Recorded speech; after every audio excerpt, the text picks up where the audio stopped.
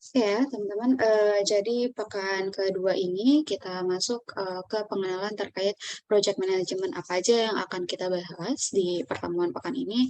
Outline-nya adalah sebagai berikut ya. Jadi kita mengenal dulu secara definisi apa sih itu project management, bagaimana kita mengidentifikasi atau kita mengetahui eh, tujuan kenapa harus ada project management itu sendiri. Kemudian kita juga nanti akan mengenal yang namanya sistem, konsep sistem seperti apa, karena berbicara terkait manajemen, pastinya di sana ada sistem-sistem yang meliputi apa namanya manajemen itu sendiri. Kemudian kita juga nanti di akhir akan mengenal terkait eh, fase-fase project dan juga apa itu project life cycle, dan ada juga sih sebenarnya nggak masuk ke dalam outline ini. Kita juga akan membahas terkait faktor-faktor yang akan mempengaruhi project management itu sendiri. Itu ya kurang lebih outline yang akan kita bahas bersama pada pagi hari ini. Oke, dari yang pertama dulu teman-teman. Kalau kemarin kan saya juga bertanya ya kepada kalian, ketika teman-teman mendengar kata proyek itu dalam benak kalian seperti apa gitu ya. Nah, sekarang kata project tersebut disandingkan dengan kata manajemen gitu. Menurut teman-teman, kenapa sih harus ada manajemen proyek gitu? Ada yang mau berpendapat atau menyampaikan pandangannya? Silahkan.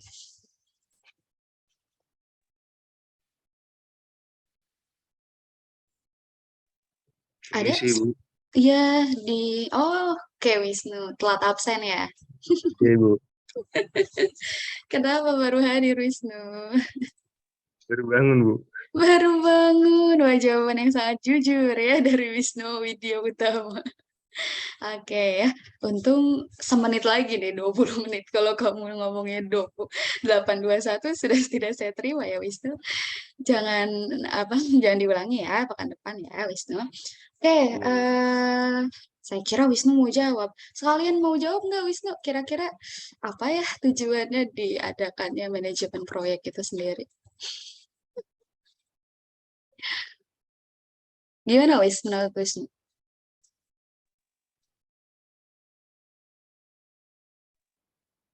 Belum tahu Bu. Belum tahu. Oke, jujur juga ya.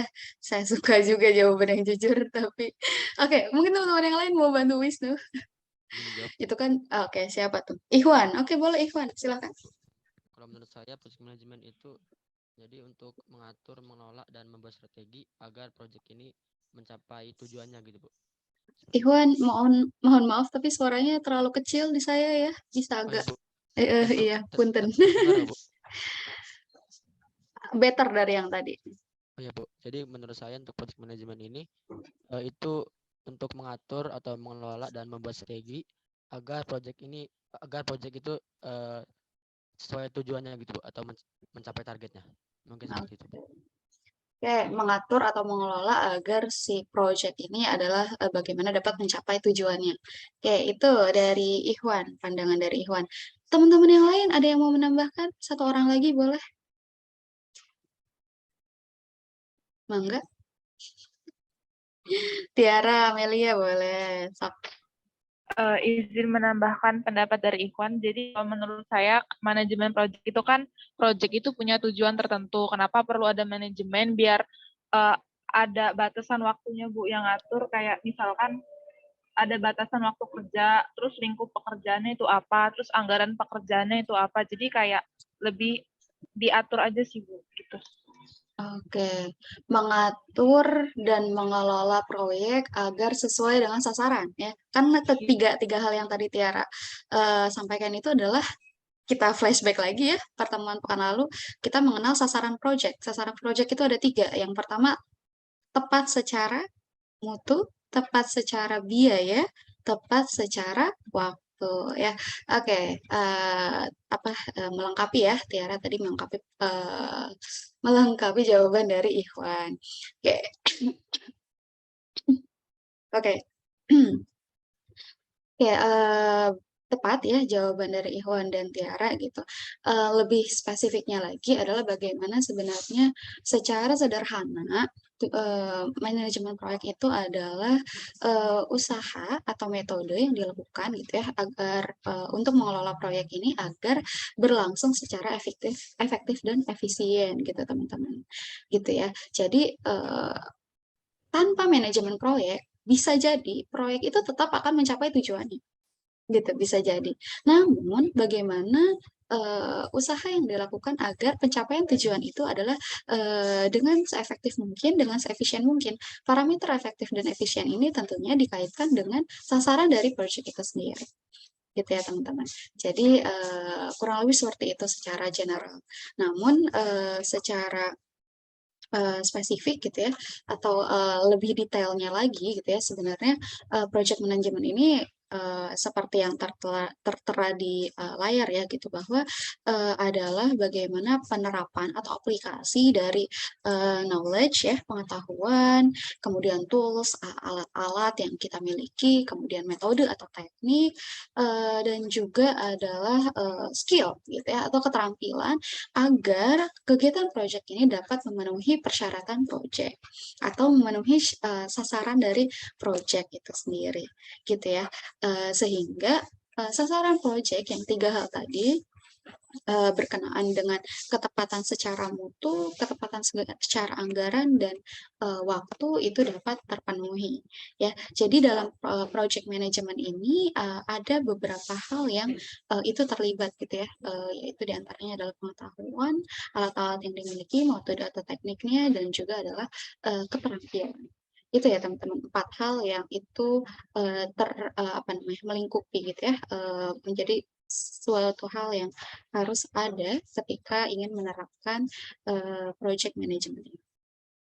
Kurang lebih seperti itu ya. Nah, kemudian selanjutnya kita akan mengenal tahapan-tahapan dalam manajemen proyek gitu ya. Jadi yang perlu diketahui teman-teman dalam sebuah manajemen proyek ini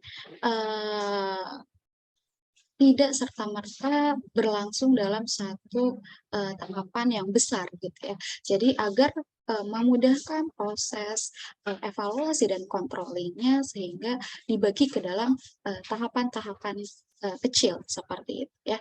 Nah kalau misalnya diurutkan gitu ya dari tahapan yang paling awal sampai akhir, project management ini diawali dengan tahap inisiasi proyek namanya ya. Mungkin teman-teman di sini tergambar ya tahap inisiasi. Itu kira-kira ngapain ya di tahap inisiasi itu? Apa sih yang harus dipersiapkan di tahap inisiasi ini? Ada yang mau berpendapat?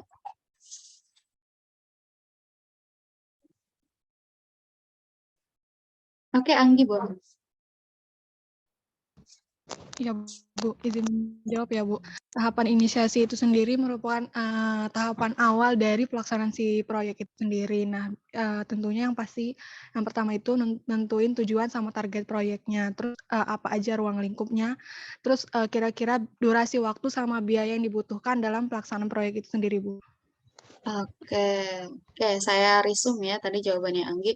Menentukan tujuan, kemudian waktu, sama apa Anggi tadi Anggi? Durasi waktu proyeknya Bu sama biayanya. Biaya, oke. Tujuan, durasi waktu, dan biaya. Oke. Sudah tergambar ya oleh teman-teman ya. Dari jawaban Anggi itu resume seperti apa. Yang lain ada yang punya pendapat berbeda atau mau melengkapi jawaban atau pendapat dari Anggi tadi? Silakan.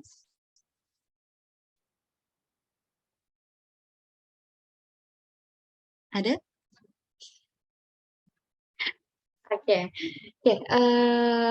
Memang seperti yang tadi Anggi sampaikan ya bahwa yang paling utama dalam tahap inisiasi ini adalah sebenarnya meliputi tujuan dari proyek itu sendiri ya identifikasi atau perumusan tujuan.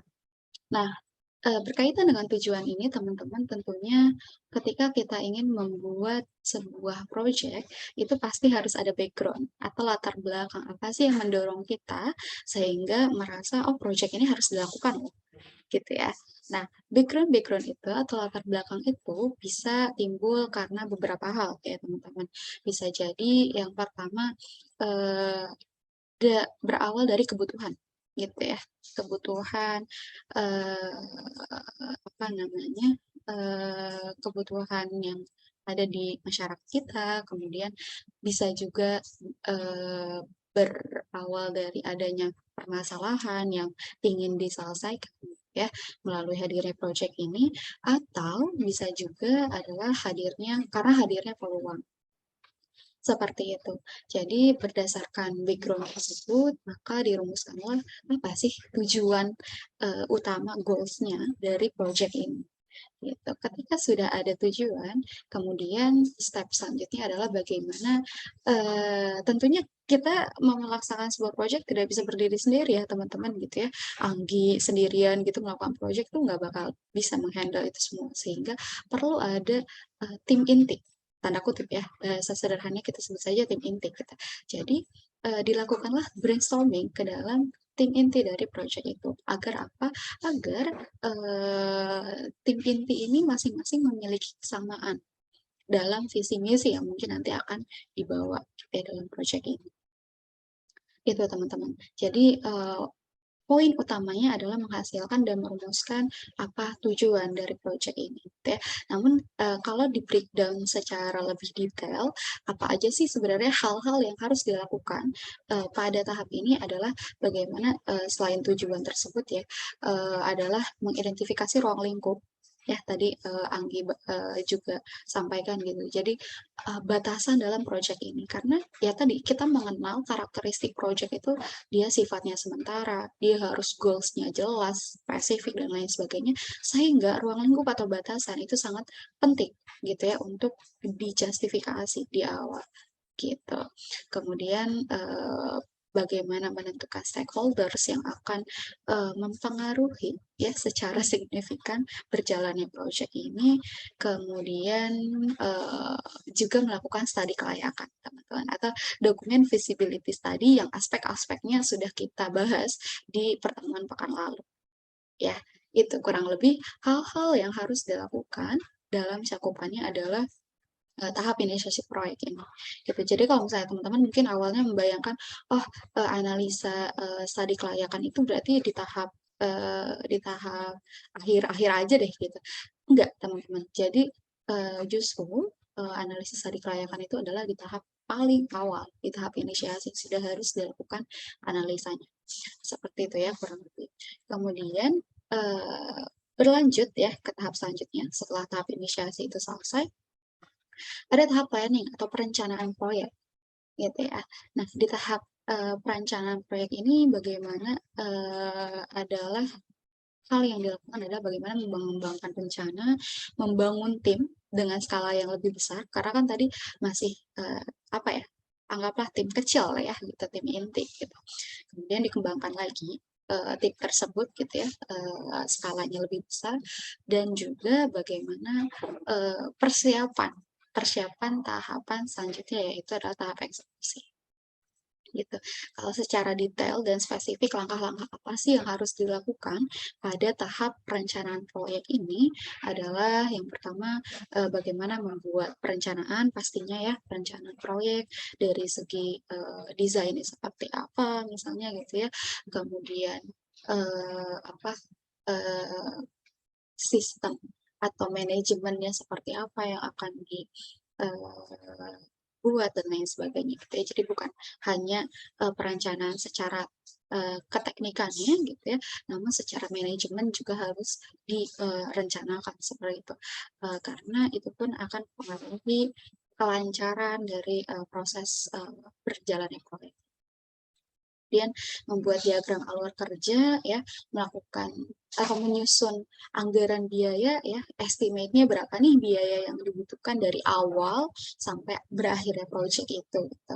Kemudian mengumpulkan sumber daya, misalnya membuka peluang-peluang rekrutmen dan lain sebagainya gitu ya, untuk persiapan tahap eksekusi tadi ya, karena kan di tahap eksekusi bahkan orang yang terlibat akan jauh lebih besar lagi dibandingkan tahap perencanaan ini gitu ya.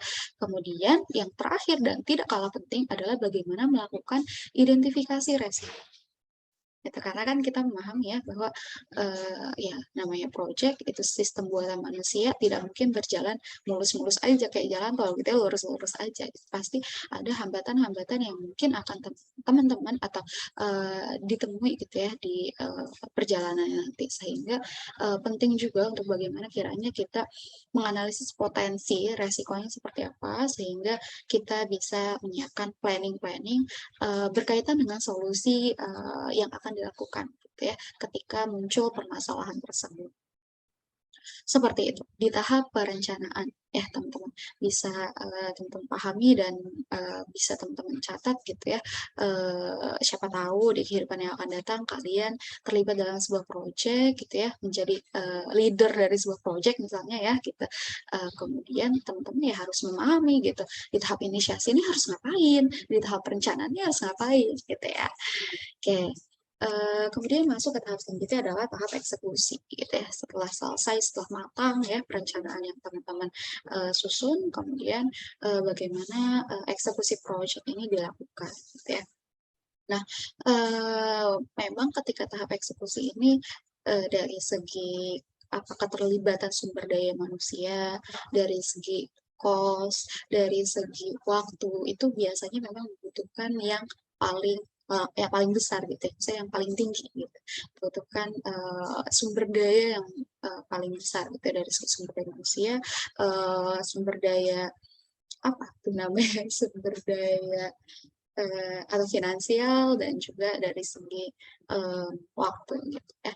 Jadi memang di tahap ini adalah bagaimana secara garis besar ya hal yang harus di-manage dalam pelaksanaan tahap eksekusi ini yang pertama adalah adanya manajemen tugas gitu. Itu penting sekali manajemen tugas agar setiap komponen yang tergabung dalam proyek tersebut ya baik dari struktural teratas bahkan sampai elemen-elemen atau unit terkecilnya memahami peran dan tugasnya masing-masing sehingga mereka dapat bekerja secara baik gitu ya melaksanakan tugasnya gitu. Kemudian yang kedua yang tidak kalah penting adalah bagaimana adanya manajemen jadwal gitu, timeline ya, bagaimana agar performa dari para pegawai atau para elemen yang terlibat dalam proyek ini sesuai dengan timeline yang sudah ditetapkan seperti itu. Kemudian pengelolaan biaya dan anggaran ya, karena sekali lagi di tahap ini membutuhkan biaya yang sangat besar gitu teman-teman. Jadi bagaimana pengelolaan biaya dan anggarannya ini perlu sekali diperhatikan, namun tetap harus melibatkan atau harus mempertimbangkan sasaran mutu yang diinginkan dari proyek itu sendiri. Kemudian adalah pengelolaan kualitas. Nah ini ya, seringkali ini diabaikan soalnya ya, yang saya ceritakan kemarin gitu. Banyaknya para mungkin kontraktor fokusnya ya udahlah yang penting tepat secara biaya, tepat secara waktu gitu. Tapi banyak yang mengabaikan kualitasnya atau mutunya seperti itu ya. Sehingga nanti titip pesan gitu ya ketika teman-teman di praktisnya nanti gitu ya terlibat dalam beberapa proyek standar mutu atau kualitas ini jangan sampai diabaikan oleh kalian ya. Karena itu akan merugikan banyak orang gitu ketika teman-teman mengabaikan parameter yang ini. Gitu ya.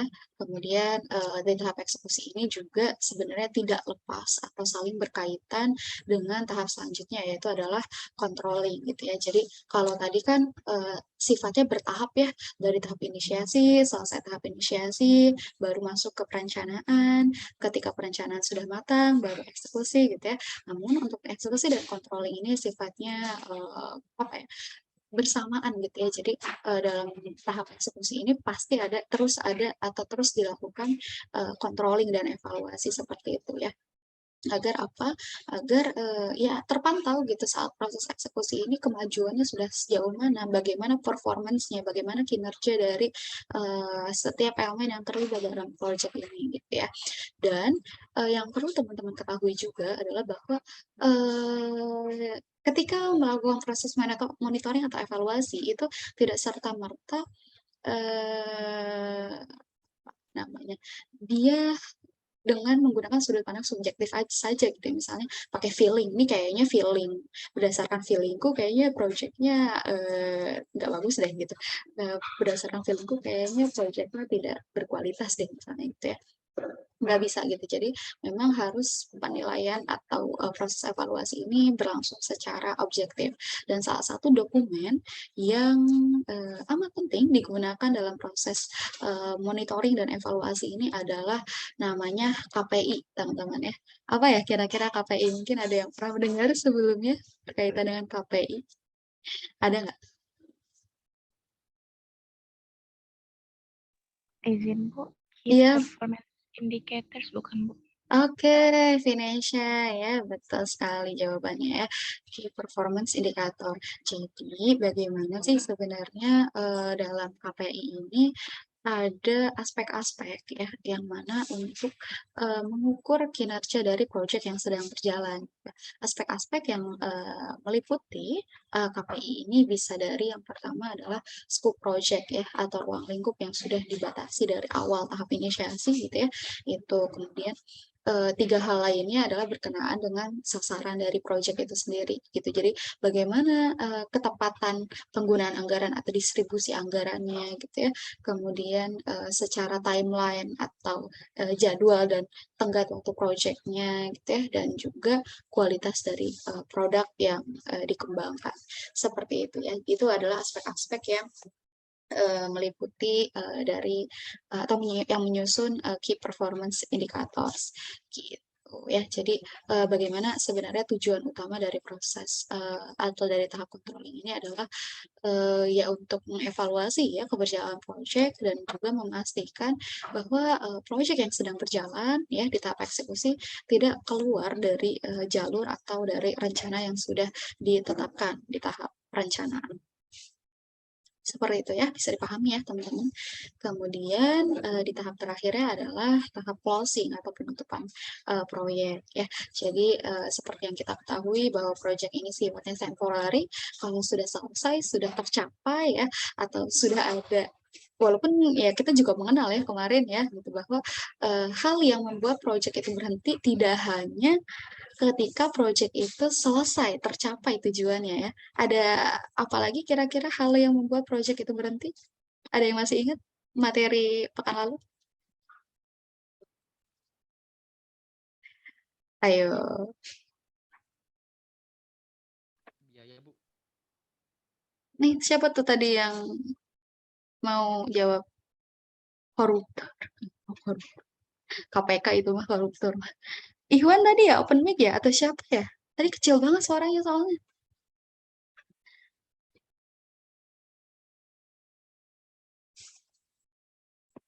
Hmm? Apa? Ayo. Jadi saya semacam memberikan kuis secara lisan ya ke kalian ya. Apa aja hal yang membuat proyek berhenti? Oh ya, Sentani, boleh Sentani.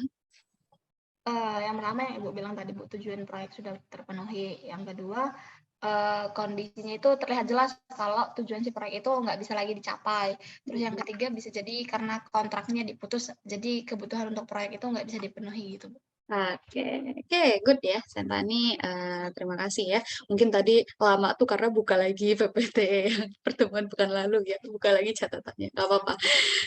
Apa namanya? Saya sangat menghargai ya teman-teman. Jadi apa? Tolong jangan dilupakan ya materi-materi yang sudah berlalu karena materinya saling berkaitan gitu ya dan berkesinambungan sehingga saya akan bahas lagi gitu ya. Saya akan membuat kalian mereview pekan lalu itu apa aja dapat poinnya gitu ya. Oke, thank you. Kemudian jadi berkaitan dengan tadi gitu. Jadi penutupan proyek ini apa saja sih yang harus dilakukan dalam tahap ini adalah tentunya menganalisa proyek itu sendiri ya, bagaimana secara performanya. Kalau berkaitan dengan performa atau kinerja artinya pastinya adalah dikaitkan dengan aspek sasarannya, apakah sudah terpenuhi atau tidak seperti itu ya. Kemudian tidak hanya dari segi capaian atau tujuan yang telah tercapai ya, dianalisa juga bagaimana sih kinerja timnya, performa timnya seperti apa, setiap elemen yang terlibat dalam proyek ini, apakah sudah baik kinerjanya, performansinya, atau seperti apa. Kemudian melakukan review ya, review setelah implementasi dari project itu sendiri, itu yang kemarin saya ceritakan juga gitu, bahwa tidak serta-merta ketika sudah berakhir kemudian ya sudah gitu, tidak ada tahap evaluasi dan follow up pasca implementasinya gitu ya. Kemudian evaluasi budgeting gitu ya, yang digunakan, dan mungkin kalau ada kelebihan dana seperti apa dan sebagainya. Itu kurang lebih hal-hal yang perlu dilakukan dalam penutupan atau tahap closing proyek itu sendiri gitu ya. Jadi tidak serta-merta oh udah selesai nih gitu, udah bubar jalan gitu ya. Enggak, tapi ada banyak hal yang harus dievaluasi dan juga di follow up gitu ya pasca proyek ini berakhir. Seperti itu kurang lebih teman-teman untuk tahapan apa namanya, project management gitu ya. Jadi teman-teman bisa dibayangkan ya, kenapa sih misalnya dalam kalian kan apa misalnya kalau diaplikasikan ke dalam TA teman-teman misalnya gitu ya. Saya harap sih ini menjadi gambaran kalian kenapa teman-teman atau pertimbangan teman-teman ketika memilih pada tahun berapa pabrik kalian akan berdiri misalnya gitu ya. Kira-kira teman-teman ada yang mau sharing nggak? Ada yang udah sampai situ nggak maksudnya ngerjain TA-nya? Karena kan dalam penentuan lokasi harusnya teman-teman sudah mempertimbangkan tahap pada tahun berapa kan? Kok lokasi sih, sorry, kapasitas maksud saya. Kan artinya teman-teman sudah harus mempertimbangkan dari tahun berapa pabrik kalian akan didirikan. Nah, rata-rata di sini pada ambil berapa tahun masa pendirian pabrik kalian? Coba ada yang mau sharing nggak? Ada yang mau sharing? Sok, silahkan.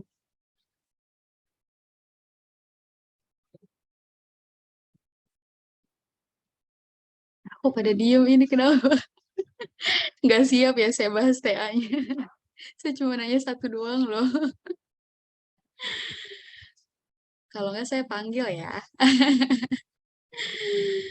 Hmm, Mega Sinta, boleh Mega Sinta? Halo Mega Sinta. Bisa mendengar suara saya Mega? Halo Bu. Halo. Kenapa kaget ya saya panggil? Mega lagi di mana ini Mega? Di kosan? Apa di lab? Apa di mana? Lagi di rumah Bu. Lagi di rumah. Oh, orang sini ya, orang Lampung ya. Mega gimana? Udah sampai sana? Perancangan TA-nya? Perancangan TA. Udah sampai menentukan belum? Kemarin sih kalau dari Pak Fauji itu minimal tuh 2-5 tahun. Oke, minimal 2-5 tahun ya. Oke, ada banyak sekali memang faktor-faktor yang mempengaruhi ya, apa namanya, pertimbangan teman-teman dalam memilih pendirian pabrik kalian itu di tahun berapa gitu ya, atau berapa lama sih masa pabrik kalian sampai berdiri, berapa lama waktu yang dibutuhkan gitu ya. Jadi apa namanya, kelima tahapan dalam project management ini saya harap dapat menjadi salah satu apa ya, salah satu wawasan yang teman gunakan dalam nantinya menetapkan gitu ya berapa lama waktunya, karena ternyata banyak sekali ya tahapan-tahapan yang harus dilakukan gitu dalam persiapan pembangunan proyek itu sendiri gitu ya. Oke, cukup dapat dipahami ya di tahap ini, atau ada yang mau ditanyakan dulu di tahap project management proses? Ada? Silahkan kalau ada yang mau ditanyakan.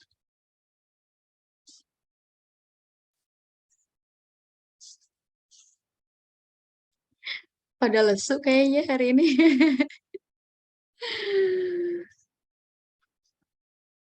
Oke, kalau paham, nggak apa-apa bilang gitu. Jadi saya bisa lanjutkan ke slide berikutnya. Paham, Bu. Oke, paham ya. Oke, kemudian selanjutnya kita masuk ke pengenalan terkait lingkungan project ya gitu. Jadi sebenarnya teman-teman kalau didasarkan tipe-tipe project jenis ini ya, project ini ada dibagi atau project management ini dibagi ke dalam 3 tipe gitu ya.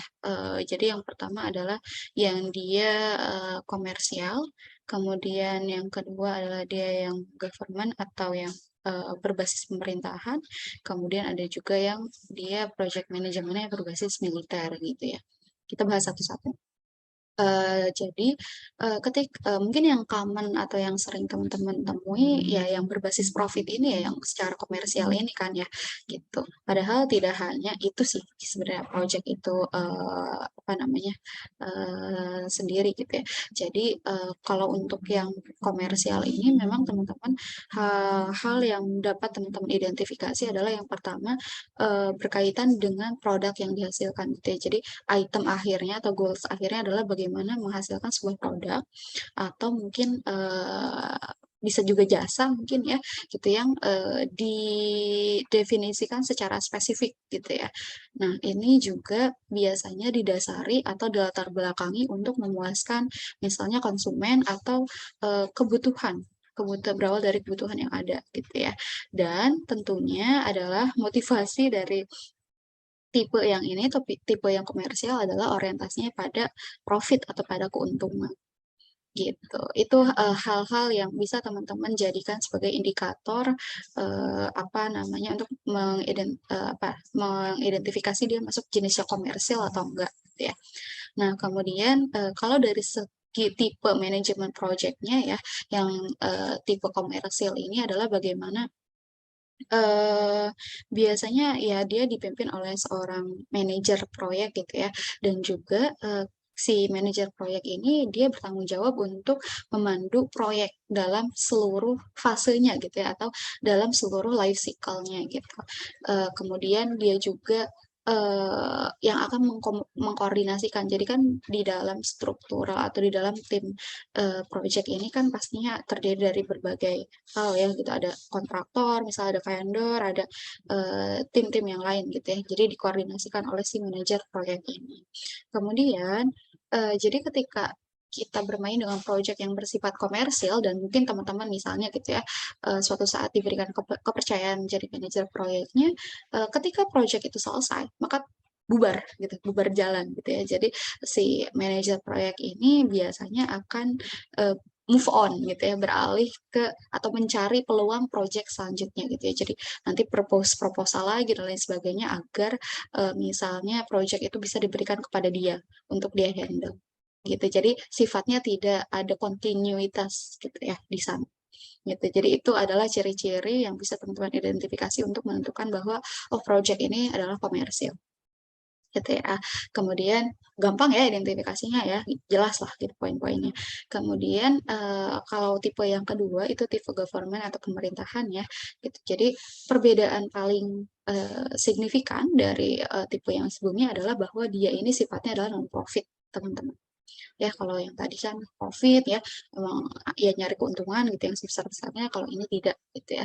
Jadi, hal yang pertama yang harus di-highlight adalah tidak ada, insentif keuntungan gitu ya dalam pekerjaan, pemerintah tersebut, gitu.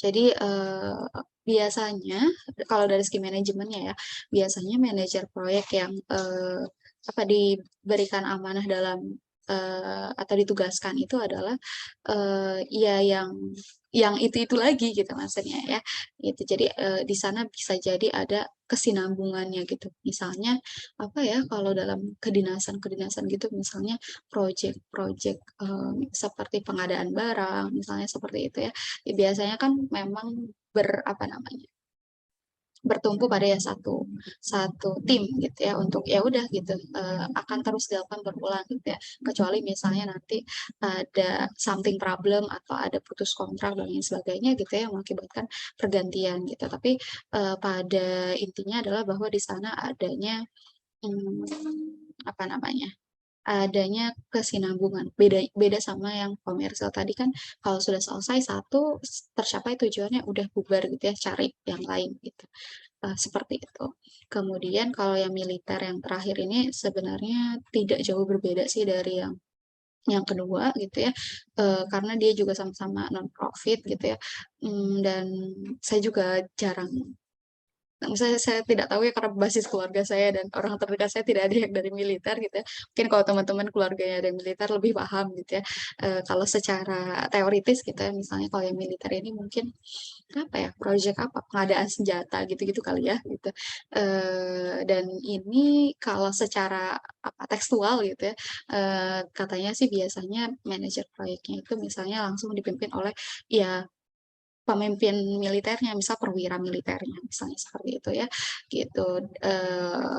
Kurang lebih seperti itulah, apa namanya, dan sama kayak tadi, dia juga ada keberlanjutan dan, ke apa namanya, kesinambungan gitu ya, jadi berulang-berulang itu projeknya gitu ya. Eee, walaupun memang tetap ada dinamisasinya gitu ya, atau tetap ada dinamikanya juga gitu ya. Maksudnya tidak selamanya juga dengan, si A gitu ya, misalnya sebagai project manager-nya gitu. Karena juga ya kita ketahui kan gitu bahwa militer ini kan, apa ya, dinamisasi secara penempatan itu kan juga ini ya, saya sering sering berpindah-pindah dan lain sebagainya gitu. Jadi, paling adanya pergantian itu karena ada pergantian posisi pemimpin misalnya seperti itu. Kurang lebih seperti itu kira-kira identifikasi yang, project secara militer ini. Gitu teman-teman. Nah, di slide ini ada yang mau ditanyakan dulu? Sebelum selanjutnya kita masuk ke sistem konsep. Di slide selanjutnya. Ada yang mau ditanyakan atau sudah cukup jelas? Paham ya? Saya berusaha mencari padanan kata yang sederhana gitu, supaya teman-teman itu mudah menyerap informasinya gitu. Karena ini manajemen ya, hal yang kayak di luar ininya teman-teman gitu untuk dipelajari gitu ya. Tapi memang teman-teman harus mengenal gitu, harus mengenal beberapa hal ini gitu untuk sebagai bekal teman-teman ketika nanti terjun di lapangan yang mana akan bersinggungan dengan proyek-proyek yang ada. Gitu ya. Paham ya sampai sini? Atau ada yang mau ditanyakan nggak?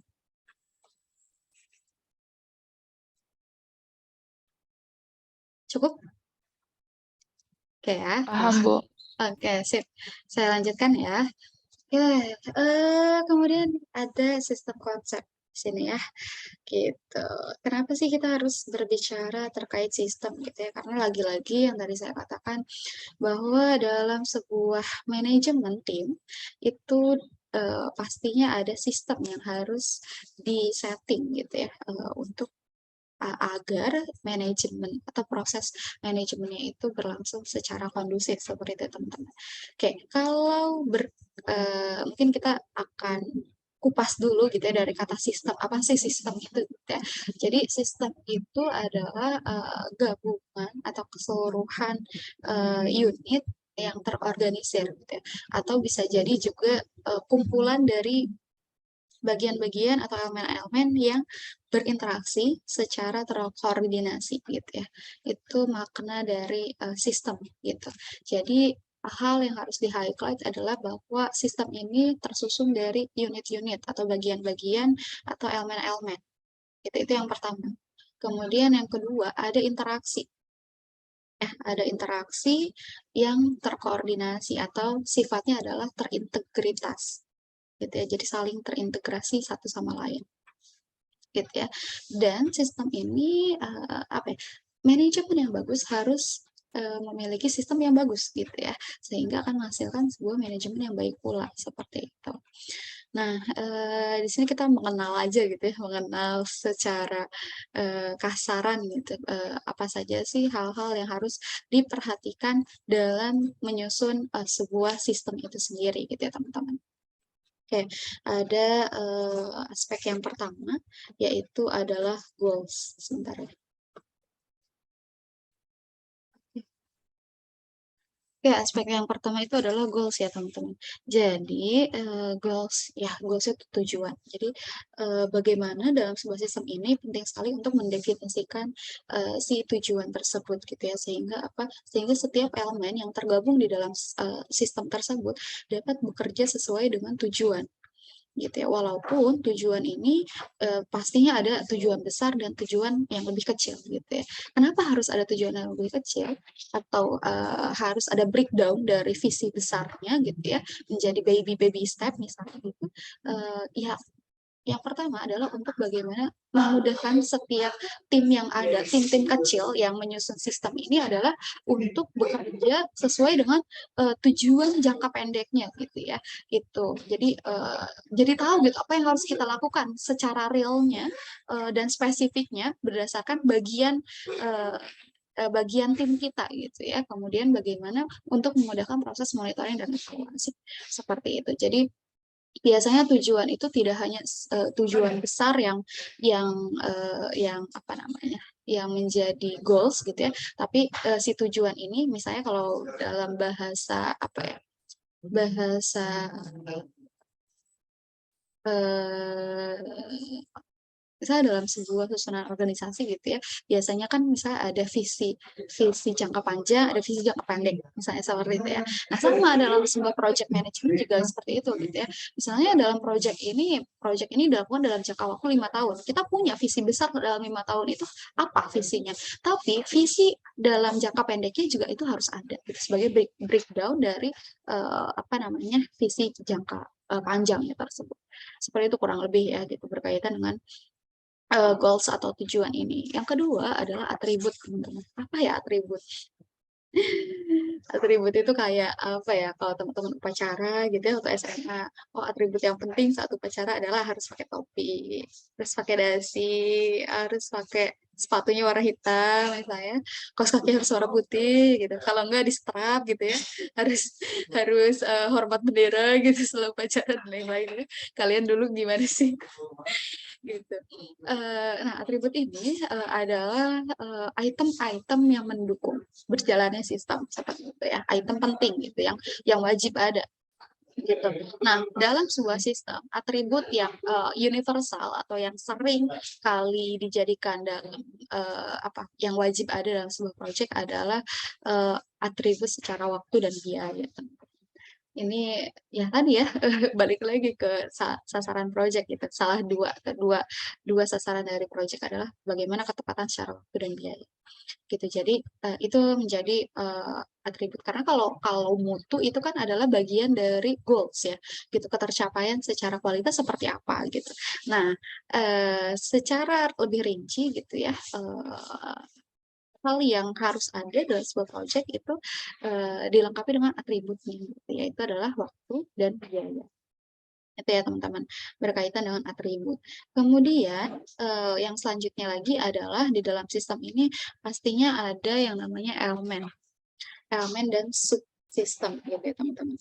Apa sih itu elemen? Apa sih itu subsistem? Mungkin ada yang mau sharing dulu sama saya?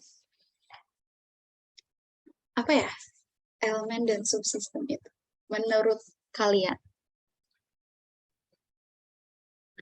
Coba hubungannya elemen, subsistem, sama sistem. Seperti apa coba hubungannya?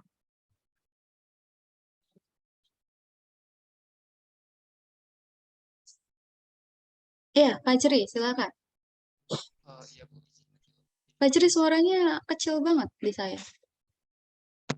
Sekarang masih kecil nggak, Bu? Better.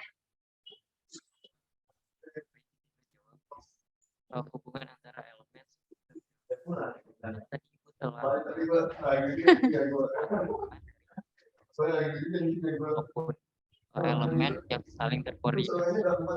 Jadi dapat dikatakan bahwa elemen ini merupakan unit-unit terkecilnya untuk membentuk suatu sistem gitu. Jadi urutannya itu elemen itu ada paling bawah, lalu ada subsistem yang terdiri dari beberapa elemen, kemudian sistem itu yang terdiri dari subsistem tersebut. Oke, Fajri. Saya jadi memahami ya, kamu memang sinyalnya lagi susah kayaknya di sana karena suara kamu pun jadi kurang jelas ya terdengar di saya. Tapi alhamdulillah saya masih nangkap sih poinnya gitu ya. Jadi intinya tadi pandangan dari Fajri adalah bahwa kalau secara urutan elemen itu ada di posisi paling bawah ya. Jadi unit terkecilnya, kemudian kumpulan dari elemen itu membentuk subsistem, kumpulan dari subsistem membentuk sebuah sistem gitu ya. Oke. Good ya. Jadi saya rasa ini juga pengetahuan yang umum untuk teman-teman semua di sini gitu ya. Apalagi teman-teman juga ya masing-masing pernah ada di dalam atau terlibat dalam sebuah organisasi gitu ya. Sama kan kayak ada organisasi kalian gitu. Misalnya Himatekia. Himatekia memiliki beberapa bidang. Saya nggak tahu sih penamaannya apa ya kalau di Himatek. Saya bidang, kemudian bidang di bawahnya ada divisi, di bawahnya divisi baru nanti ada misal staff-staff gitu ya misalnya gitu. Nah, itu sama juga dengan di dalam sebuah proyek juga gitu ya. Jadi sistem di dalam sebuah proyek ini ya terdiri dari sub-subsistem dan juga di apa namanya dilingkupi oleh elemen-elemen sebagai unit terkecilnya seperti itu ya. Sehingga apa teman-teman masing-masing elemen ini memang perlu saling terkoordinasi dengan baik sehingga apa namanya keuntungan dibuat subsistem adalah tadi dalam rangka memudahkan untuk proses bagaimana monitoring dan evaluasi performance dari masing-masing elemen yang ada seperti itu ya kurang lebih. Kemudian poin ketiga dari keempat nih. Poin keempat ini saya agak random ya atau agak acak gitu ya jelasinnya karena beberapa tuh ada slide tersendiri gitu untuk penjelasannya. Oke, dalam sistem gitu ya, hal yang harus ada juga adalah integrasi gitu. Jadi sesuai dengan tadi penamaan dari sistem itu sendiri kan adalah bagaimana unit-unit kumpulan dari bagian-bagian yang berinteraksi secara terkoordinasi atau terintegrasi gitu ya. Jadi di poin integrasi ini adalah ya agar sebuah sistem ini dapat mencapai tujuan secara efektif dan efisien ya, seperti tujuan dari manajemen proyek, maka setiap elemen yang ada atau unit-unit terkecil itu harus bekerja secara serempak gitu ya teman-teman. Gitu. Jadi masing-masing bekerja sesuai perannya gitu ya, sebagai perannya sesuai job desk-nya gitu. Namun bukan berarti ya, walaupun misal job desk-nya berbeda ya satu sama lain, bukan berarti tujuannya juga berbeda gitu. Tapi bagaimana tujuan-tujuan ini saling terintegrasi untuk mencapai visi yang besar tadi gitu yang sudah ditetapkan dalam tahap apa namanya inisiasi seperti itu teman-teman ya kurang lebih. Jadi bagaimana di sini apa namanya kepentingan itu adalah sudut pandang yang digunakan adalah kepentingan bersama walaupun masing-masing memiliki ranah kerjanya yang berbeda seperti itu. Kemudian lanjut ya, ada constraint dan konflik di sini ya teman-teman. Jadi apa itu constraint dan konflik? Ini adalah bagaimana berlandaskan project itu sendiri ya, namanya dia temporary, secara waktu dia sifatnya adalah sementara gitu ya, sehingga memang perlu ada batasan gitu, perlu ada batasan dan memang karena ada keterbatasan gitu, perlu ada batasan dan keterbatasan memang gitu ya, sehingga apa teman-teman apa namanya berkaitan dengan keterbatasan ini sering memicu terjadinya konflik seperti itu ya. Sehingga walaupun di sini kita berbicara terkait manajemen SDM itu juga sangat penting di sini ya. Sehingga masalah-masalah yang terjadi itu dapat terselesaikan gitu ya. Dengan menggunakan asas manajemen konflik seperti itu. Itu salah satu hal yang juga harus diperhatikan dalam penyusunan sebuah sistem yang baik. Gitu bagaimana adanya sistem untuk manajemen konfliknya. Misalnya kita menemui sebuah permasalahan, apa yang harus dilakukan? Gitu ya. Siapa yang harus yang berhak mengambil keputusan? Gitu. Itu harus secara jelas terkonsep gitu ya, agar tidak berlarut dalam apa namanya penyelesaian masalah yang sama seperti itu kurang lebih dalam segi constraint dan konflik. Kemudian dilanjutkan ya yang selanjutnya adalah natural versus human. Jadi kalau menurut teman-teman manajemen proyek masuknya ke dalam yang mana? Yang natural atau yang human made? Ada yang mau berpendapat?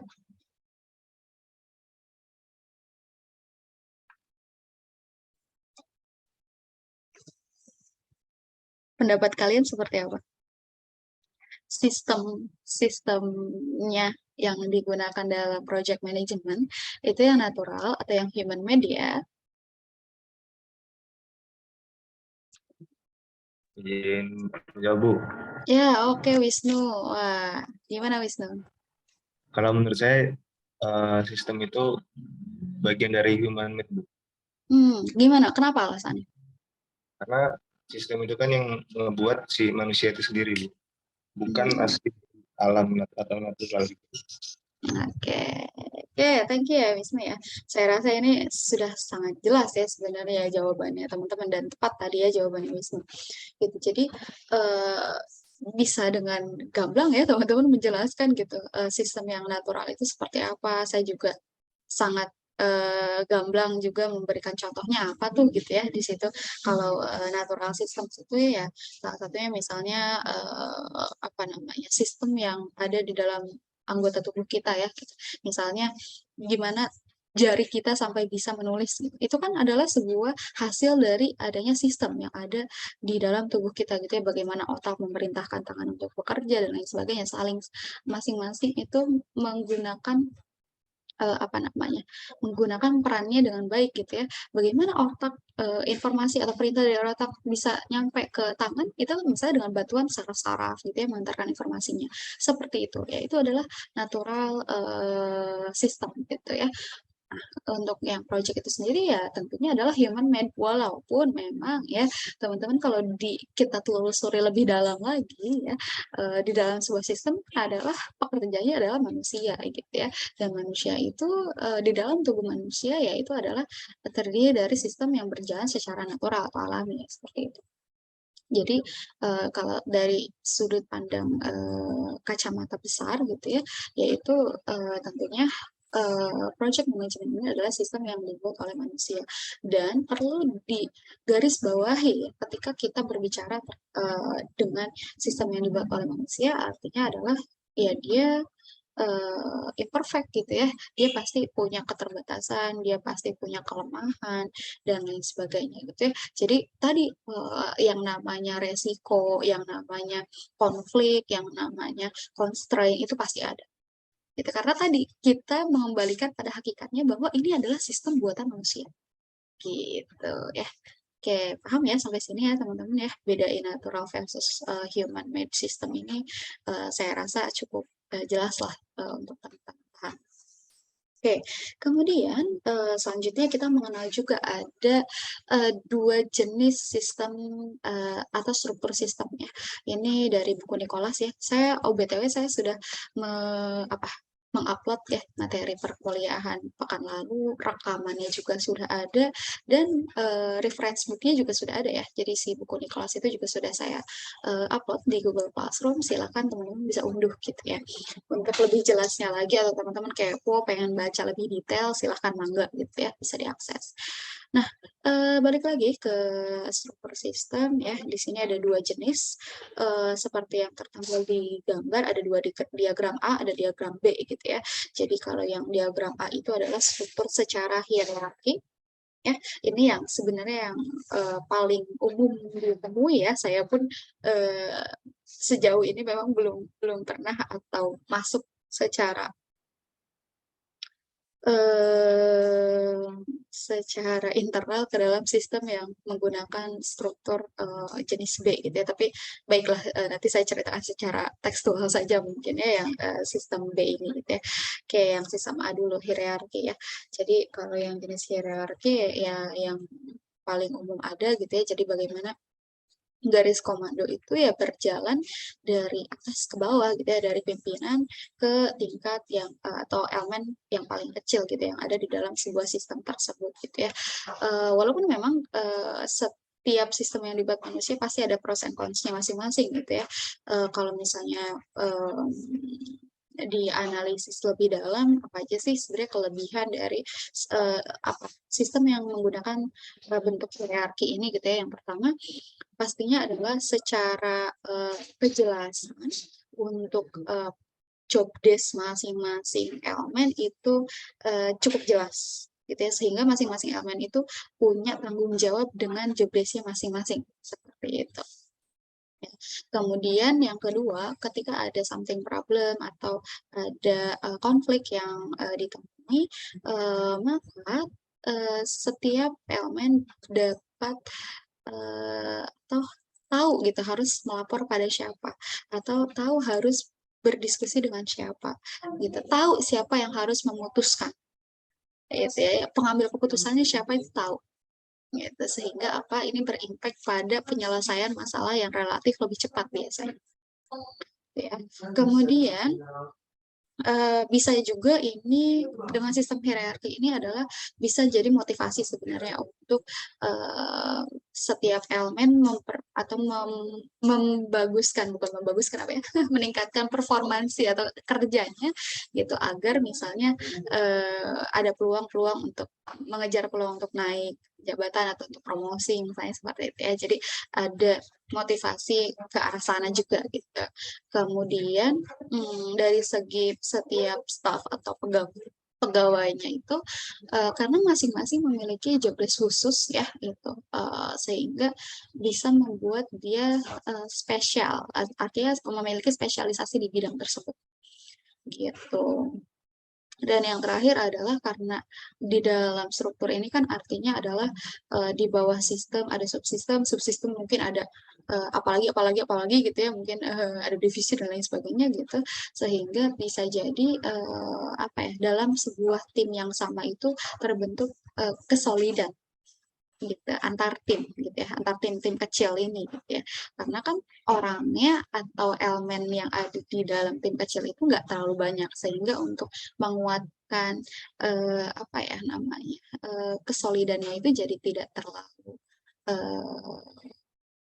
berat gitu ya, atau tidak terlalu sulit seperti itu. Kurang lebih kelebihan dari sistem yang menggunakan hierarki ini gitu ya. Nah, kemudian ya pasti ada plus ada minusnya juga lah ya gitu. Beberapa mungkin kelemahan dari sistem ini adalah mungkin sama kayak sistem top down kali ya, mirip gitulah kelemahannya. Jadi biasanya karena terlalu complicated ya strukturnya gitu ya, terlalu rumit, sehingga biasanya untuk penyampaian pendapat, ide-ide dan lain sebagainya itu agak sulit gitu, karena panjang sekali jalur birokrasi yang harus ditempuh gitu ya misalnya seperti itu. Kemudian yang kedua adalah bagaimana bisa jadi ada peluang-peluang bekerja secara terkotak-kotaki gitu ya. Jadi terkotak-kotak berdasarkan unit atau tim kecilnya seperti itu, sehingga rasa kepemilikan terhadap sistem secara keseluruhannya bisa jadi rendah seperti itu. Kemudian ya balik lagi ke tadi ya, gagasan, kreativitas, ide yang dirasa tidak ada wadah atau mungkin dibatasi, merasa terbatasi untuk penuangan atau penyampaian ide dan gagasan seperti itu, kurang lebih mungkin kontraknya atau kelemahannya dari sistem yang berasaskan hierarki ini ya. Kemudian ya mungkin kalau itu teman-teman juga sudah lumrah ya, maksudnya teman-teman juga at least pernah berada di dalam sebuah organisasi dan pasti ya kebanyakan kayak gitu sistemnya gitu ya, yang saya temui juga seperti itu gitu. Nah, tipe sistem yang kedua adalah struktur organisasi yang berbasis jaringan, struktur jaringan gitu teman-teman. Jadi biasanya gitu ya, secara tekstual gitu ya, itu biasanya katanya sih sistem ini banyak digunakan untuk perusahaan-perusahaan yang bekerja dengan atau bekerja sama dengan atau berkolaborasi ya dengan perusahaan lainnya untuk berbagi sumber daya gitu ya teman-teman. Misalnya apa ya? Mungkin kalau yang kita temui gitu ya, atau yang saya temui gitu, secara sederhana misalnya adalah di sekitar kita ya, di ITERA ini, bisa di ITERA ini, apa ya namanya, Mas Mbak yang bersih-bersih, yang bantu kita menjaga kebersihan kampus ini kan, sebenarnya itu kalau teman-teman apa namanya pernah ngobrol misalnya sama beliau, itu beliau itu bukan bekerja untuk ITERA sebenarnya, tapi bekerja untuk perusahaannya gitu. Jadi ITERA ini tidak merekrut tenaga untuk kebersihan gitu. Tapi dia bekerja sama dengan sebuah perusahaan yang menawarkan layanan atau jasa kebersihan gitu. Jadi dia nggak bekerja di institusi kita, dia bekerja di perusahaannya, namun dia ditempatkan untuk bekerja di institusi kita seperti itu ya. Jadi bagaimana apa namanya bentuk artinya kan perusahaan ini yang menawarkan jasa ini dia artinya adalah tidak hanya bekerja untuk satu tempat atau satu institusi gitu ya. Dia bisa menawarkan jasa-jasanya tersebut pada beberapa tempat pada waktu yang sama. Seperti itu kurang lebih ya. Gitu. Jadi pros and cons-nya seperti apa gitu ya. Kalau misalnya mungkin kelebihannya adalah ya karena tadi ya tidak dibatasi untuk harus bekerja pada satu tempat saja gitu sehingga lebih fleksibel gitu ya apa perusahaannya lebih fleksibel gitu untuk bagaimana menjalin kerjasama dengan beberapa institusi misalnya atau instansi gitu ya kemudian biasanya pegawai atau pekerjanya juga jadi lebih adaptif gitu ya karena ya dia harus siap ditempatkan dimanapun gitu ya gitu jadi dia akan terimprove kemampuannya untuk berkolaborasi misalnya gitu ya untuk berinisiatif dan bagaimana misalnya mengambil keputusan karena dia ketika ditempatkan di suatu tempat ya dia harus menjalankan tugasnya dengan baik gitu ada masalah apapun ya dia harus bisa handle gitu dia harus bisa handle sendiri gitu karena tidak banyak apa tidak karena pimpinannya tidak bekerja di tempat yang sama dengan dia gitu misalnya gitu ya jadi didelegasikan di berbagai tempat yang berbeda gitu misalnya dengan teman kerjanya yang lain bisa jadi seperti itu gitu kemudian beberapa kelemahannya adalah apa ya setiap atau elemen terkecilnya gitu ya misalnya atau pegawainya jadi mungkin kesulitan dalam mengidentifikasi siapa sih sebenarnya yang ada di jajaran teratas dari struktur ini gitu ya karena ya tadi gitu terlalu apa ya terlalu dimandirikan ya bahasa sederhananya seperti itu gitu ya kurang lebih mungkin hal yang bisa teman-teman pahami atau pengenalan terkait sistem yang berbasis struktur jaringan seperti itu ya bisa dipahami ya di bagian ini kemudian kita next ke lingkungan dan boundary ya gitu. Jadi ya pastinya dalam sebuah sistem ini kita memiliki batas apa namanya? Kita memiliki lingkungan dan batas dari lingkungan itu gitu ya. Walaupun memang kita pahami project management ini akan sangat apa ter dipengaruhi ya, dapat dipengaruhi oleh bagaimana siklus atau sistem dari lingkungan yang ada di sekitarnya gitu ya. Misalnya lingkungan masyarakat sekitar gitu ya, apa saja nilai-nilai adat istiadat yang ada di sana, kemudian bagaimana keterbukaan masyarakat di sana gitu ya dengan apa perjalanan proyek ini dan lain sebagainya. Seperti itu ya.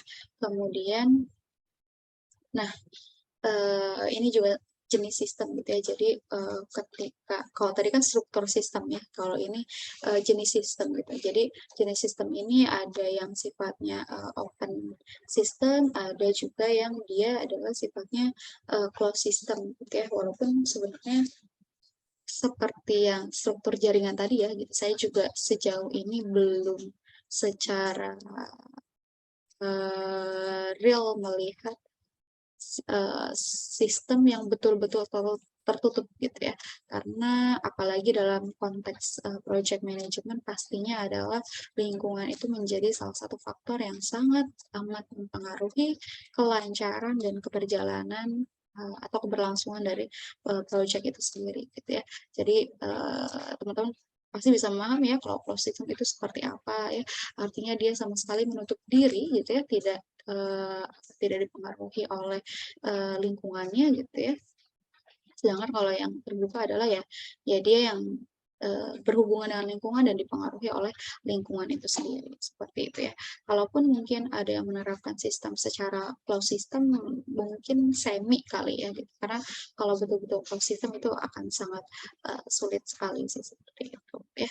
Kemudian selanjutnya ini yang terakhir kayaknya terkait sistem maksudnya terkait sistem adalah berbicara input, proses, dan outputnya seperti itu. Jadi teman-teman ketika kita berada di dalam sebuah sistem, pasti sistem itu adalah memiliki tujuan, gitu ya. Tujuan yang kita harapkan itu tercapai dalam evaluasi outputnya, seperti itu. Nah, kita juga memahami ya bahwa output yang bermutu pastinya dihasilkan dari input yang baik, input yang berkualitas, seperti itu ya. Nah, input ini ada apa aja sih sebenarnya yang harus kita pahami ya gitu. Input dari sebuah sistem ini dalam konteksnya manajemen proyek, input ini terdiri dari item-item seperti bahan ya, bahan baku atau materialnya seperti apa, kemudian sumber dayanya seperti apa, kemudian tenaga kerja sumber daya ya, kemudian secara finansial ya, modalnya apakah sudah tercukupi atau terpenuhi gitu ya. Kemudian kalau sumber daya itu bukan cuma sumber daya manusia, sumber daya energi seperti ketersediaan seperti apa, fasilitasnya yang ada gitu ya. Nah, itu menjadi input sistem yang itu dapat dikendalikan atau itu dapat disetting, itu dapat kita kondisikan gitu ya. Itu adalah input-input yang bisa kita kontrol gitu. Ada juga teman-teman input-input yang itu di luar kendali manusia ya, tidak bisa kita kontrol gitu. Seperti misalnya adalah cuaca, kemudian fenomena alam gitu ya. Misalnya ya qadarullah gitu di tempat proyek kita berlangsung hujan badai gitu ya, sehingga misalnya banjir di mana-mana gitu. Sehingga proyek kita tidak bisa melakukan aktivitasnya. Gitu. Itu kan nggak bisa kita kendalikan, nggak bisa kita kontrol, gitu. Hambatan berkaitan dengan molornya misalnya ya timeline project, yaitu karena tadi gitu faktor-faktor yang di luar kendali sehingga ya kita tidak bisa tidak bisa menyalahkan itu akibat kelalaian misal dari pekerja gitu ya, tapi memang itu adalah faktor yang tidak bisa dikondisikan gitu. Bagaimana untuk ketika ini terjadi gitu ya, bagaimana agar mengejar lagi sesuai dengan timeline yang terencana gitu ya. Ya artinya harus lebih banyak lagi sumber daya yang bisa dilibatkan, modal yang dikeluarkan dan lain sebagainya. Gitu teman-teman ya, itu adalah input-input yang bisa yang menjadi sebuah input dalam sistem ya gitu. Jadi ada yang bisa dikontrol, ada yang tidak bisa kita kontrol. Kemudian proses ya, saat proses kan artinya bagaimana langkah-langkah untuk mencapai tujuan gitu dan sebagainya. Kemudian hasilnya ya output gitu. Harapannya adalah output ini sesuai dengan tujuan-tujuan yang sudah disepakati gitu. Ya, kurang lebih seperti itu dalam sebuah sistem ya, dalam ini kaitan dengan manajemen proyek. Oke, nah udah. Terkait konsep sistem, gitu, ada panjang sekali, ada banyak sekali nih komponen-komponennya ya dalam konsep sistem ini ya. Gitu, ini sudah kita bahas, ini juga sudah. Oke, ada yang mau ditanyakan dulu mungkin terkait sistem atau konsep sistem ini? Silakan. Ada? Kayak udah ngerasa pusing ya kalian ya. Aduh, Bu, ini apa sih, Bu? Gitu. Gimana? Diem itu pusing? Apa paham? Apa nggak dengerin? Apa gimana nih? Pada diem.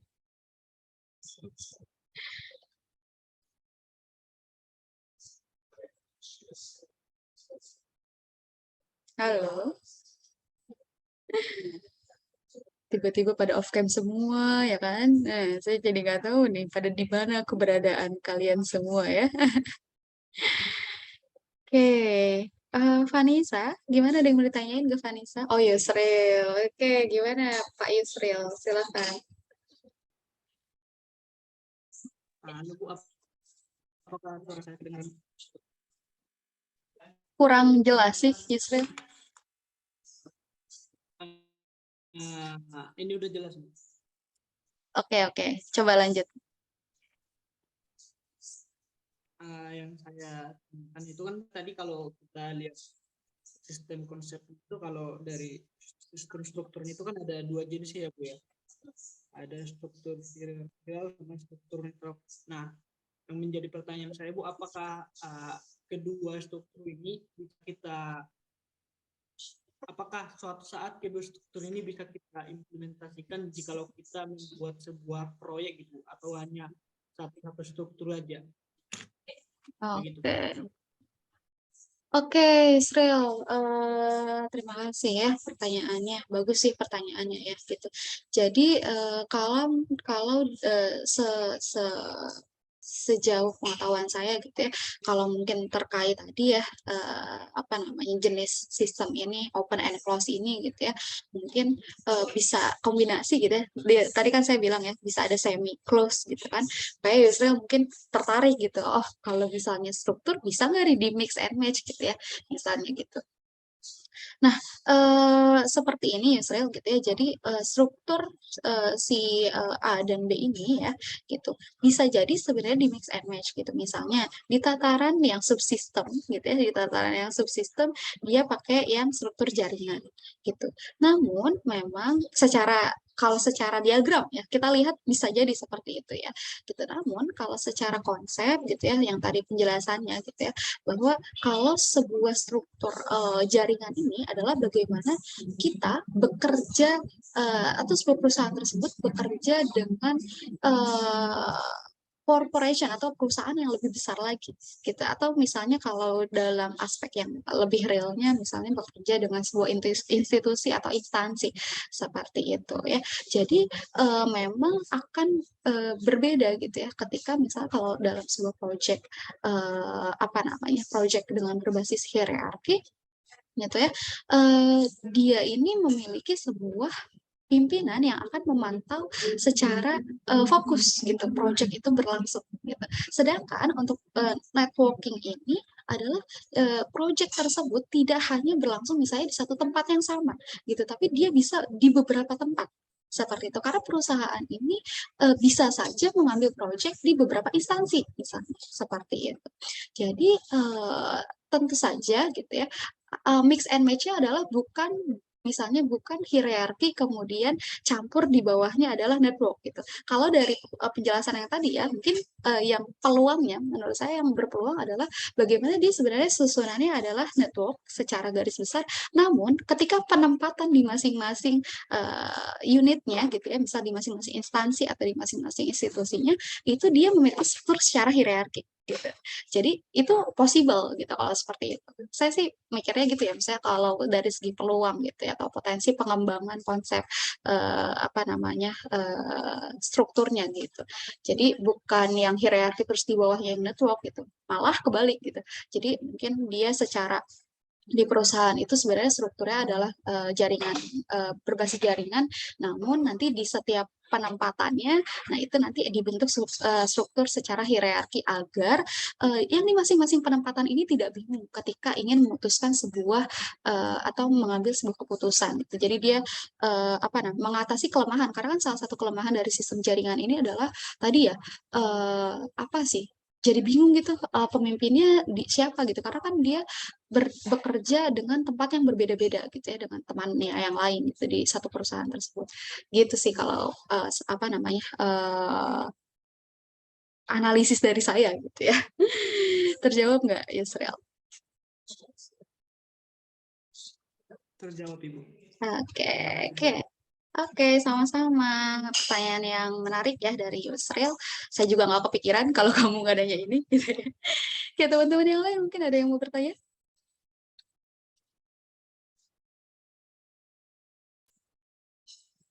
Oke, kalau sudah cukup paham ya teman-teman, mungkin kita bisa break sebentar ya, 5 menit mungkin sebelum masuk ke sistem engineering dan nanti ada project fase gitu ya yang akan kita bahas. Oke, 5 menit ya, 9.35 kita akan bergabung lagi di sini ya. Silakan bisa minum-minum dulu gitu ya, atau sarapan bagi yang belum sarapan 5 menit sarapan apa ya?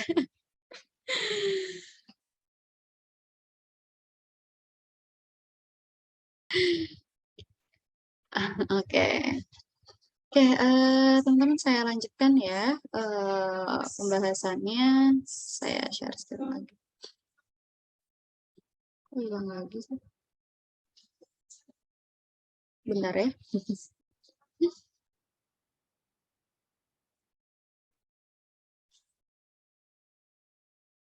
Kenapa nggak ada? White.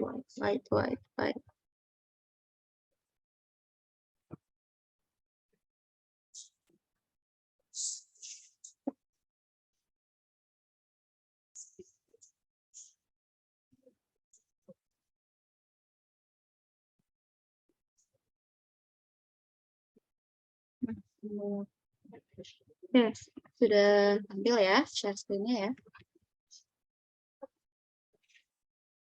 Sudah muncul? Sudah, Bu. Sudah, Bu. Sudah ya.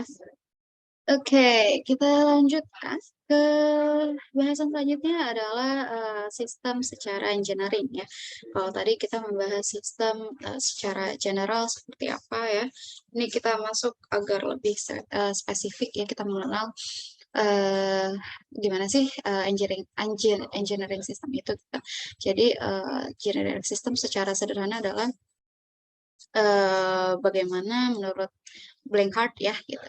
Jadi aplikasi dari pengetahuan dalam engineering untuk mewujudkan kebutuhan gitu ya, dengan menggunakan sistem tertentu gitu yang saling terkait, yang saling terintegrasi dan berupa definisi untuk analisis kebutuhan secara fungsional, sintetis, optimasi, desain, tes dan evaluasi. Ya, jadi intinya di sini ada serangkaian tahapan gitu ya. Jadi ada analisis fungsional, sintesis, optimasi, desain, tes, dan evaluasi gitu ya. Ini definisi ya, mungkin teman-teman masih nggak kebayang kayak mana ya sistem engineering melihat definisi yang sangat rumit ini gitu ya. Oke, agar teman-teman lebih mudah memahaminya, saya tampilkan case-nya langsung aja gitu ya. Jadi bagaimana sih sebenarnya siklus sistem engineering dari sebuah siklus sistem secara utuh gitu ya. Jadi di sini teman-teman seperti yang tadi saya katakan gitu ya, bahwa biasanya yang mendasari sebuah project gitu ya, atau melatar belakangi dilakukannya sebuah project adalah berawal dari adanya kebutuhan gitu ya. Sehingga kalau misalnya ini diimplementasikan ke dalam TA kalian gitu ya, pastikan kalian di awal itu adalah mencari data-data apa? Data-data impor, ekspor gitu ya. Itu adalah untuk menentukan apa? Menentukan Kebutuhan, Bu. Iya, betul. Untuk menentukan kebutuhan. Jadi sebenarnya Indonesia itu kebutuhannya berapa sih terhadap produk ini, gitu ya. Sehingga teman-teman mengumpulkan data dari berbagai sumber terkait tadi, gitu. Data BPS ya khususnya, gitu. Terkait data impor, ekspor. Kemudian teman-teman juga mungkin menganalisis perusahaan sejenis yang sudah established itu di sini ada berapa, kapasitasnya berapa, dan lain sebagainya, gitu ya. Itu kan adalah untuk menganalisis berapa banyak kebutuhan Indonesia yang belum dipenuhi misalnya gitu ya dengan perusahaan yang sudah berdiri, atau mungkin memang ada juga banyak juga mungkin dari kalian yang mendirikan atau merancang sebuah perusahaan atau pabrik yang betul-betul belum ada di Indonesia gitu ya. Tapi walaupun ada perbedaan dan lain sebagainya, yang mendasari sama itu ya. Yang mendasari itu sama, itu adalah adanya kebutuhan itu sendiri gitu. Kemudian ketika kita sudah menyepakati gitu ya bahwa oh adanya kebutuhan berkaitan dengan produk A gitu di sini, maka tahap selanjutnya adalah masuk ke konseptual gitu ya, perancangan konseptual gitu ya. Atau kalau misalnya secara siklus manajemen atau tahapan manajemen proyek ini adalah tahap apa? Tahap konseptual ini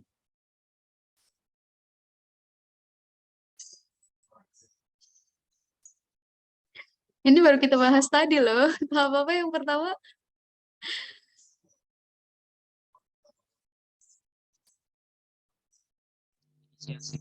Inisiasi. Kenapa atuh pada diem ini teh? Tadi nyatet enggak? Ini sih, tulisan saya jelek kali lah. Ya, bisa dibaca lah ya, inisiasi. Oke, gitu. Kemudian, nah, di dalam tahap konseptual ini, teman-teman, apa aja sih kajiannya gitu ya. Jadi, sebenarnya di tahap konseptual ini adalah, yang pertama, identifikasi kebutuhan gitu ya. Kemudian, merumuskan ke dalam gagasan yang lebih jelas lingkup dan tujuan. Berarti di sini setelah kebutuhan itu berarti hadir ruang lingkup atau batasan dan juga apa sih tujuan gitu ya, tujuan dari sistem ini ya, dari project ini misalnya gitu ya, serta kajian dari berbagai macam aspek. Kayak gitu ya, secara lebih detailnya lagi gitu, step by step-nya apa saja sih di tahap konseptual ini adalah, yang pertama identifikasi potensi kebutuhan ya, seperti yang tadi teman-teman, lakukan ya, yang mungkin saat ini sedang kalian lakukan adalah bagaimana sih, di bab awal itu teman-teman mencari kebutuhan Indonesia, sehingga itu akan menjadi landasan kalian dalam menetapkan misalnya kapasitas pabrik kalian itu berapa. Gitu ya. Kemudian merumuskan gagasan untuk mencapai tujuan dalam rangka memenuhi kebutuhan gitu ya. Ini kan adalah gagasan, gagasan untuk mencapai tujuan. Misalnya, tujuan utama kalian adalah menghasilkan produk Qmen misalnya gitu ya. Nah, itu kan ada banyak cara yang bisa dilakukan untuk menghasilkan Qmen, dilihat dari berbagai proses ya, teknologi proses yang ada. Sehingga di sini apa? Artinya di sini adalah kajian proses, teman-teman. Kalian mau pakai apa, proses apa, kalian mau dengan cara apa menghasilkan produk tersebut, gitu. Makanya kan di bab selanjutnya atau di laporan 2 teman-teman akan mengkaji terkait konsep proses ini, gitu ya. Kalian memilih teknologi proses yang mana sih, gitu, untuk mencapai tujuan tersebut atau untuk memenuhi kebutuhan tersebut. Gitu. Kemudian yang bagian C adalah mengkaji kelayakan untuk aspek-aspek secara teknik, ekonomi, lingkungan, dan lain-lain. Gitu. Nah ini kalau misalnya dijabarkan sebagai apa ya urutan apa ya yang kalian lakukan dalam pengerjaan TA itu tergambar sih sebenarnya gitu ya dari tahap kalian yang pertama penentuan kapasitas gitu ya lokasi dan lain sebagainya kemudian pemilihan proses. Nah, masuk ke yang kajian kelayakan ini adalah secara aspek teknik kan kalian diminta untuk misalnya desain alat gitu ya. Seperti apa desain alatnya. Kemudian ekonomi. Kalian kan juga nanti akan perhitungkan analisis atau evaluasi keekonomiannya gitu ya. Kemudian secara lingkungan. Kan di bab utilitas juga teman-teman harus merancang atau menyusun bagaimana pengelolaan limbah dari pabrik yang teman-teman akan hasilkan gitu potensi limbahnya seperti apa penanganannya seperti apa pengelolaannya seperti apa gitu ya itu kurang lebih aspeknya kemudian identifikasi sumber daya yang dibutuhkan gitu ya ini berkaitan dengan misalnya sumber daya bahan baku kalian tuh apa ya material bahan baku kalian apa kalian ngambil dari pabrik apa ya suppliernya kemudian mencukupi nggak si supplier itu gitu ya berkenaan dengan kebutuhan kalian dalam 1 tahun misalnya gitu kalau nggak cukup atau kalian mungkin mengambil porsi atau persentase yang terlalu besar artinya kan teman-teman tidak hanya menggantungkan ke satu supplier gitu kalian harus menyiapkan alternatif yang lain misalnya untuk sebagai sumber bahan baku teman-teman sekalian gitu ya kemudian itu sumber daya secara sumber daya material atau bahan baku ya kemudian sumber daya secara manusia seperti apa, kemudian sumber daya finansialnya seperti apa misalnya gitu ya. Jadi itu identifikasi. Itu di tahap konseptual. Harus sudah selesai ini semua gitu. Karena di tahap ini akan dihasilkan yang namanya FS. Apa FS? Apa FS? Kita kemarin udah bahas FS. Singkatan aja itu. Visibility study. Ya, teman-teman kan iya betul, visibilitas tadi. Kan tadi juga sudah disampaikan ya bahwa di tahap inisiasi dokumen kelayakan itu dibuat gitu. Kan dokumen kelayakan itu udah banyak sekali aspeknya kan kita sudah pelajari kemarin ya gitu aspek-aspek yang harus ada dalam studi kelayakan gitu. Sehingga hal-hal ini ya empat aspek ini dianalisis untuk berguna dalam penyusunan dokumen studi kelayakan ini gitu teman-teman. Ya, oke, itu tahap yang pertama, tahap konseptual gitu. Jadi ini sebenarnya bisa dinarasikan atau dikaitkan dengan tahapan manajemen proyek yang 5 tadi gitu ya. Mungkin ada beberapa hal yang agak lebih rinci aja di sini gitu di bagian ini. Kemudian tahap yang kedua adalah desain pendahuluan dan definisi sistem gitu ya. Jadi di sini ya teman-teman, desain pendahuluan ya. Jadi desain pendahuluan ini seperti halnya kalian yang sedang kalian kerjakan ya, TA kalian itu adalah preliminary design ya teman-teman. Jadi memang yang kalian buat itu bukan desain yang terperinci, tapi desain pendahuluan. Setelah itu baru ada tahap lagi desain terperinci gitu. Jadi memang ada beberapa aspek di dalam TA teman-teman itu yang tidak digambarkan memang secara rinci. Gitu, misalnya bagian utilitas gitu ya, utilitas dan lain sebagainya. Kalau secara realnya ya itu harus rinci juga gitu. Tapi memang untuk desain pendahuluan ini ada batasan-batasan gitu ya. Ada batasan-batasan sehingga ini bentuknya adalah preliminary design aja, PD. Ya. Gitu. Kemudian definisi sistem. Jadi bukan hanya, ini kan tahap yang kedua setelah inisiasi apa ya? Kalau secara tahapan manajemen proyek? Planning. Planning ya gitu. Ini tahap planning. Ini dan ini itu masuk ke dalam tahap planning. Ya, jadi tahap planning ini di breakdown secara lebih rinci aja gitu ya di sini. Gitu, white. Nggak cukup. Kayak gitu ya. Jadi apa namanya? Jadi posisi kalian, pengerjaan TA kalian adalah yang desain pendahuluan ini. Jadi selain membuat desain secara engineering di tahap ini juga gitu ya, tahap kedua ini juga harus mendefinisikan sistem. Tadi hal-hal yang harus kita perhatikan dalam penentuan atau penetapan sistem yang akan digunakan gitu ya, itu harus harus di set up gitu di tahap ini gitu, sehingga baik secara engineering maupun secara manajemen sistem ini dapat berjalan dengan baik seperti itu ya. Kemudian masuk ke tahap selanjutnya adalah desain yang lebih terperinci dan bagaimana upaya pengembangannya gitu. Jadi setelah desain pendahuluan dibuat, preliminary desainnya, kemudian dibuat desain yang terinci gitu ya. Jadi kok bisa teman-teman bayangkan ya kalau dalam upaya pendirian sebuah pabrik yang benar-benar baru, misalnya kayak yang kalian lagi kerjakan saat ini, desain pendahuluan aja itu udah berapa lembar. Kalian kayak kalau 2018 gitu ya, lihat TA 2018 tuh ada yang 500, minimal 500, kayak 600, 700 halaman gitu ya. Itu baru desain preliminary gitu ya. Gimana desain terincinya di sini ya Bu gitu ya, berapa ribu halaman mungkin ya gitu, tidak bisa terbayangkan. Dan nggak mungkin hanya dibuat oleh 2 orang gitu ya. Jadi memang apa ya, dalam pembuatan ini tentunya aspek keilmuannya juga tidak hanya dari aspek teknik kimia saja yang terlibat gitu ya, dari teknik-teknik yang lain gitu ya, bagaimana keilmuannya itu ya saling terintegrasi, saling memberikan sudut pandang berdasarkan spesifikasi keilmuan gitu ya, yang saling terkait gitu. Jadi di bagian desain terinci ini teman-teman tahapannya gitu ya, yang pertama ada desain produksinya gitu ya. Jadi designing peralatan utama, mungkin kalau yang di bagian sini ya gitu, ini baru sebatas nanti alat-alat apa saja yang terlibat dan sebagainya gitu ya. Tapi desain terincinya ada di sini gitu. Kemudian pengembangan prototipe gitu ya. Jadi setelah dirancang gitu ya, didesain, kemudian bagaimana pembuatan prototipe dan testing prototype gitu.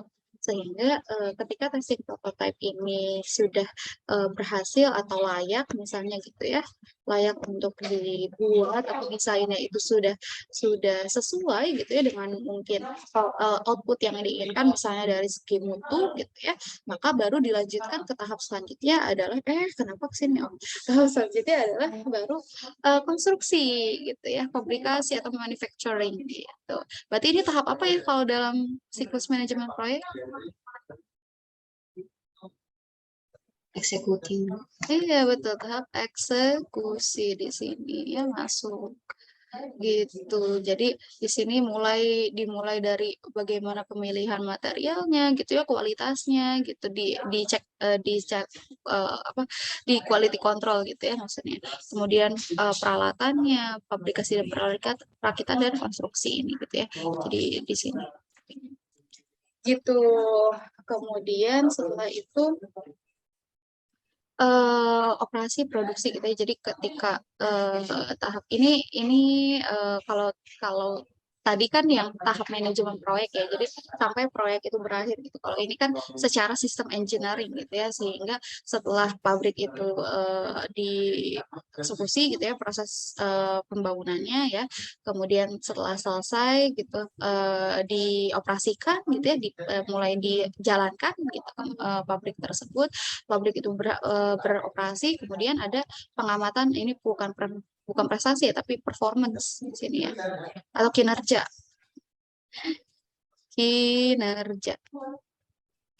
Tulisan saya jadi kayak anak SD ya. Astagfirullah, susah banget. Oke, jadi ada pengamatan secara kinerjanya seperti apa, gitu ya, evaluasi yang terus dilakukan. Jadi yang perlu teman-teman pahami adalah bahwa ketika kita membuat sebuah pabrik, gitu ya, misalnya gitu. Nah itu apa ya proses yang dipilih itu tentu akan terus dievaluasi, gitu ya. Apakah sudah tercapai, misalnya tujuannya. Kemudian kalau misalnya masih belum tercapai atau mungkin masih ada potensi untuk mencapai kualitas yang lebih baik, tentu akan terus dievaluasi gitu. Kualitas itu bukan hanya sekedar mutu produk ya, tapi mungkin dari efisiensi energinya, misalnya dan lain sebagainya yang bisa diupayakan gitu ya. Sehingga di sini pengamatan itu terus dilakukan untuk misalnya menghadirkan optimasi proses, misalnya seperti itu. Itu di tahap operasi, kemudian pemeliharaan ya gitu, ini akan saling berkaitan gitu ya. Jadi tentunya kegiatan pemeliharaan ini akan dilakukan secara rutin gitu ya. Kemudian nah ini fase yang terakhir adalah menurun atau berhenti. Makanya dalam perancangan teman-teman pasti teman-teman akan mengkaji lifetime ya. Lifetime dari pabrik kalian itu berapa lama gitu. Jadi ketika performance-nya sudah menurun dan ya sistem mungkin sudah mengalami kerugian gitu ya, sehingga harus berhenti beroperasi. Nah inilah berarti lifetime pabrik itu berakhir. Saya gitu ya, itu untuk real case-nya. Misal kalau kita kaitkan dengan PPA-an teman-teman yang saat ini kalian sedang lakukan gitu ya. Salah satu contohnya aja biar teman-teman lebih tergambar dan terbayang seperti apa gitu ya. Jadi kurang lebih tahapannya seperti itu dalam siklus engineering system ya teman-teman. Oke, sampai sini dulu ada yang mau ditanyakan sebelum kita masuk ke project fase dan project life cycle. Ada yang mau ditanyakan? Sudah cukup jelas? Cukup jelas ya Adela ya? Oke, kalau gitu kita lanjutkan. Apa Adela mau nanya? Enggak ya? Oke, kita lanjut ya teman-teman ke project fase dan project life cycle ya. Oke, teman-teman, jadi dalam sebuah project ini ya, gitu, seperti halnya tadi ya yang sudah disampaikan bahwa ada tahapan-tahapannya gitu ya, artinya tahapan itu bisa disebut sebagai sebuah fase gitu. Jadi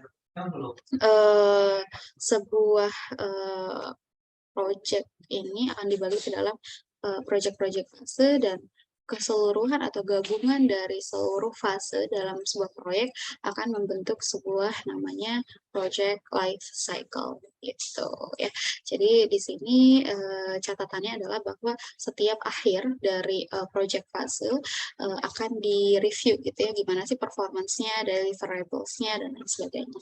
Gitu, sehingga akan menentukan apakah project ini akan berlanjut ke tahapan selanjutnya atau ke fase berikutnya, atau ada yang perlu diperbaiki ya berdasarkan hasil evaluasi, atau justru harus berhenti misalnya proyeknya gitu ya. Jadi perlu dibagi fase-fase ini dengan apa namanya, dengan maksud adalah untuk bagaimana kita mengevaluasi secara dini ketika misal terjadi ketidaksesuaian. Misal kita langsung mengetahui secara dini gitu ya, tidak selesai dikerjakan gitu ya, selesai dilakukan proyeknya baru menyadari gitu ya kesalahan besar yang dilakukan, misalnya seperti itu sederhananya ya. Oke, jadi teman-teman berdasarkan apa tuh namanya project fase name gitu ya. Jadi ini bisa dikaitkan lagi juga sih dengan tahap yang tadi ya, dengan tahap manajemen proyek gitu. Jadi kalau untuk nama fase dalam sebuah proyek ini biasanya disesuaikan sih ya, tapi umumnya nama-namanya adalah sebagai berikut gitu ya. Jadi yang pertama adalah tahap requirements gitu. Jadi tahap requirements ini ya sama kayak tahap inisiasi sih sebenarnya sederhananya gitu ya. Jadi bagaimana di tahap requirement ini dihasilkan dokumen proyek yang mana isinya yang meliputi apa tujuan gitu ya, bagaimana cara mencapai tujuan tersebut serta kriteria ketercapaian proyek itu seperti apa gitu. Jadi apa namanya itu dihasilkan. Kenapa nama fasenya adalah requirement?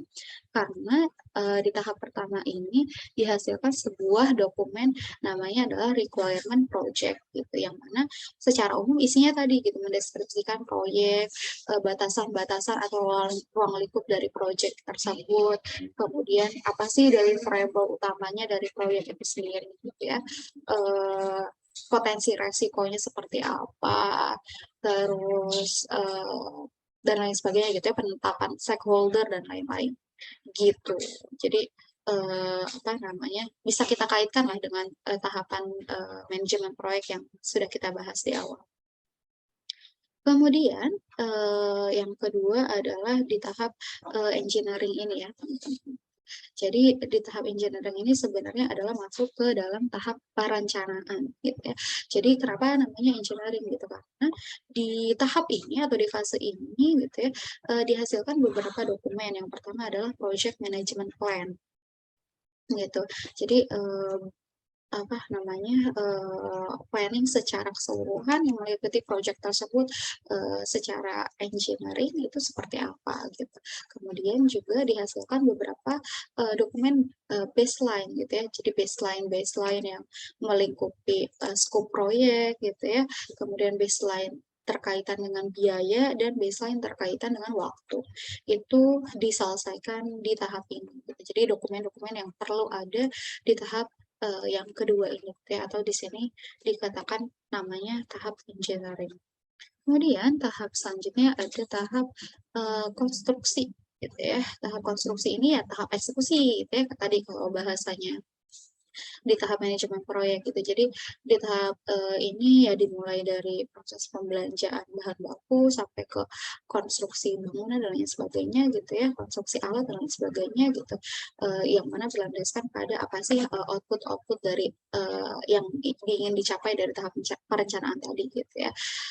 Jadi pada fase ini tuh memang apa ya, kalau mungkin 2 tahap yang sebelumnya itu project ini seperti masih invisible gitu ya, belum terlihat gerak seperti apa, tapi di tahap eksekusi ini sudah terlihat secara kasat mata ya, khalayak tahu gitu bahwa project ini sedang berlangsung gitu ya. Jadi memang, apa namanya, secara tadi yang saya bilang secara cost, secara sumber daya manusia, secara waktu memang itu porsinya memakan porsi yang paling banyak adalah di tahap atau di fase yang ini gitu. Kemudian dilanjutkan dengan tes startup tadi ya.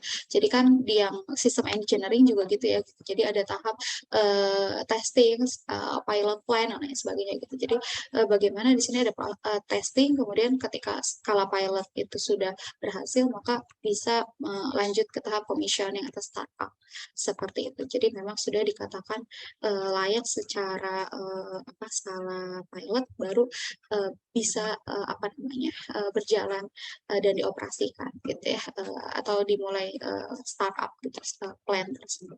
Kemudian tahap selanjutnya ada turnover ini ya. Jadi ketika memang sudah harus dihentikan gitu prosesnya berjalan. Gitu kurang lebih teman-teman untuk apa ya, fase-fase atau nama dari masing-masing fase proyek gitu ya. Kemudian dari masing-masing fase tersebut akan berkumpul menjadi satu yang dinamakan adalah project life cycle. Nah, yang harus diperhatikan adalah bahwa ya setiap selesai sebuah fase itu ada apa evaluasi terkait deliverables-nya seperti apa ya. Jadi ada harus sudah disahkan dulu gitu ya, sudah disahkan artinya sudah dalam kategori layak ya, fase fase A baru bisa berlanjut ke dalam misalnya fase berikutnya atau fase B gitu ya. Nah, namun di beberapa kondisi mungkin ada juga yang mana sebenarnya masih belum dimulai gitu ya, misalnya approval dari fase sebelumnya, namun sudah mulai dilakukan gitu ya project atau fase berikutnya yang namanya ini disebut fast tracking gitu ya, mungkin untuk mencapai apa tujuan yang lebih cepat gitu. Bisa jadi ada case-case seperti itu. Itu yang mungkin harus diperhatikan dalam project life cycle ini. Oke, kemudian ini ada siklus ya. Gitu. Jadi ada di dalam siklus di dalam apa diagram ini gitu ya, dapat terlihat gitu bagaimana hubungan antara cost dan apa, keterlibatan SDM lah gitu ya, sederhananya apa namanya berdasarkan waktu project gitu ya. Jadi di tahap yang pertama ini, di tahap initial fase ini masih dari bawah gitu ya, maksudnya masih sampai ke tahap sini gitu titiknya, artinya secara cost dia masih rendah, secara SDM yang terlibat juga mungkin masih bisa dikatakan sedikit. Kemudian dia akan mencapai puncaknya di fase intermediate. Ya, fase intermediate itu melingkupi tahap apa aja ya teman-teman di sini? Ada tahap apa aja? Yang termasuk intermediate fase?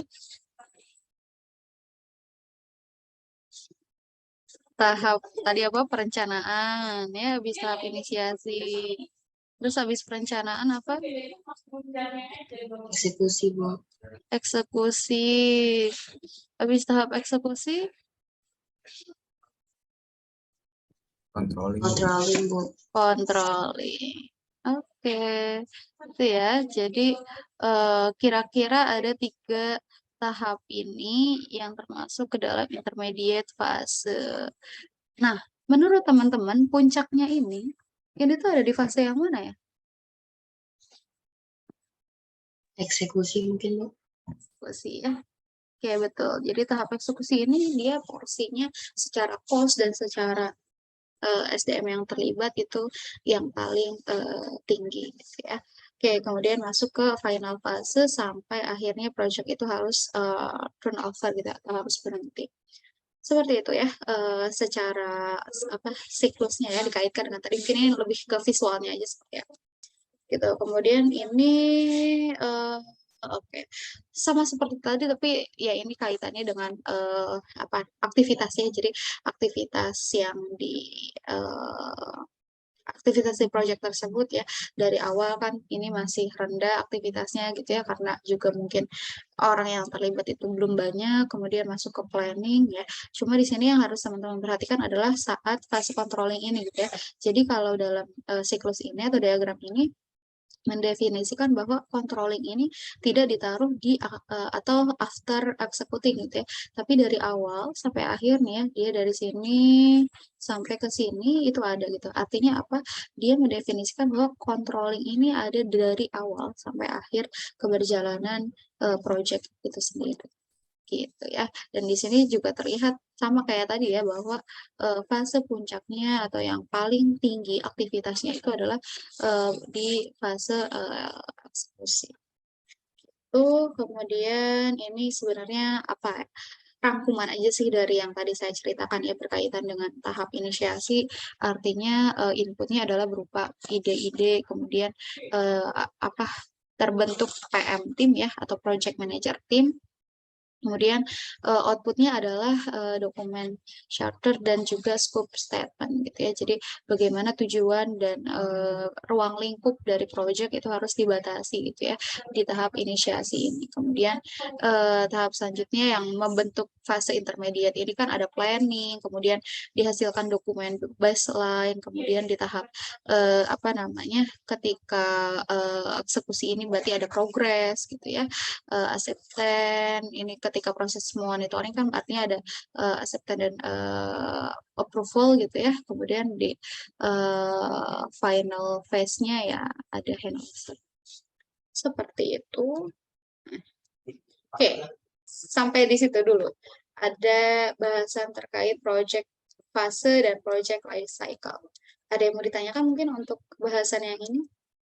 Sebelum kita masuk ke faktor yang mempengaruhi manajemen project. Itu jadi bahasan terakhir kita. Ada mungkin teman-teman? Udah pusing ya kayaknya ya. Bu, mumet banget tau bu. Ini apa bu, ini apa gitu ya. Cukup teman-teman? Atau ada yang mau bertanya? Kepo, kurang jelas, penasaran? Kalau misalnya kalimat saya terlalu sulit dipahami ya, terlalu sulit dicerna, ditanyakan aja, disampaikan aja Bu. Gitu. Atau kalau saya kecepatan misalnya jelasinnya ya, gak apa-apa, ini aja, interupsi aja. Oke ya, saya rasa teman-teman sudah cukup paham. Oke, kita lanjut ke project stakeholders ya gitu. Jadi apa sih itu stakeholder dalam proyek ini gitu ya.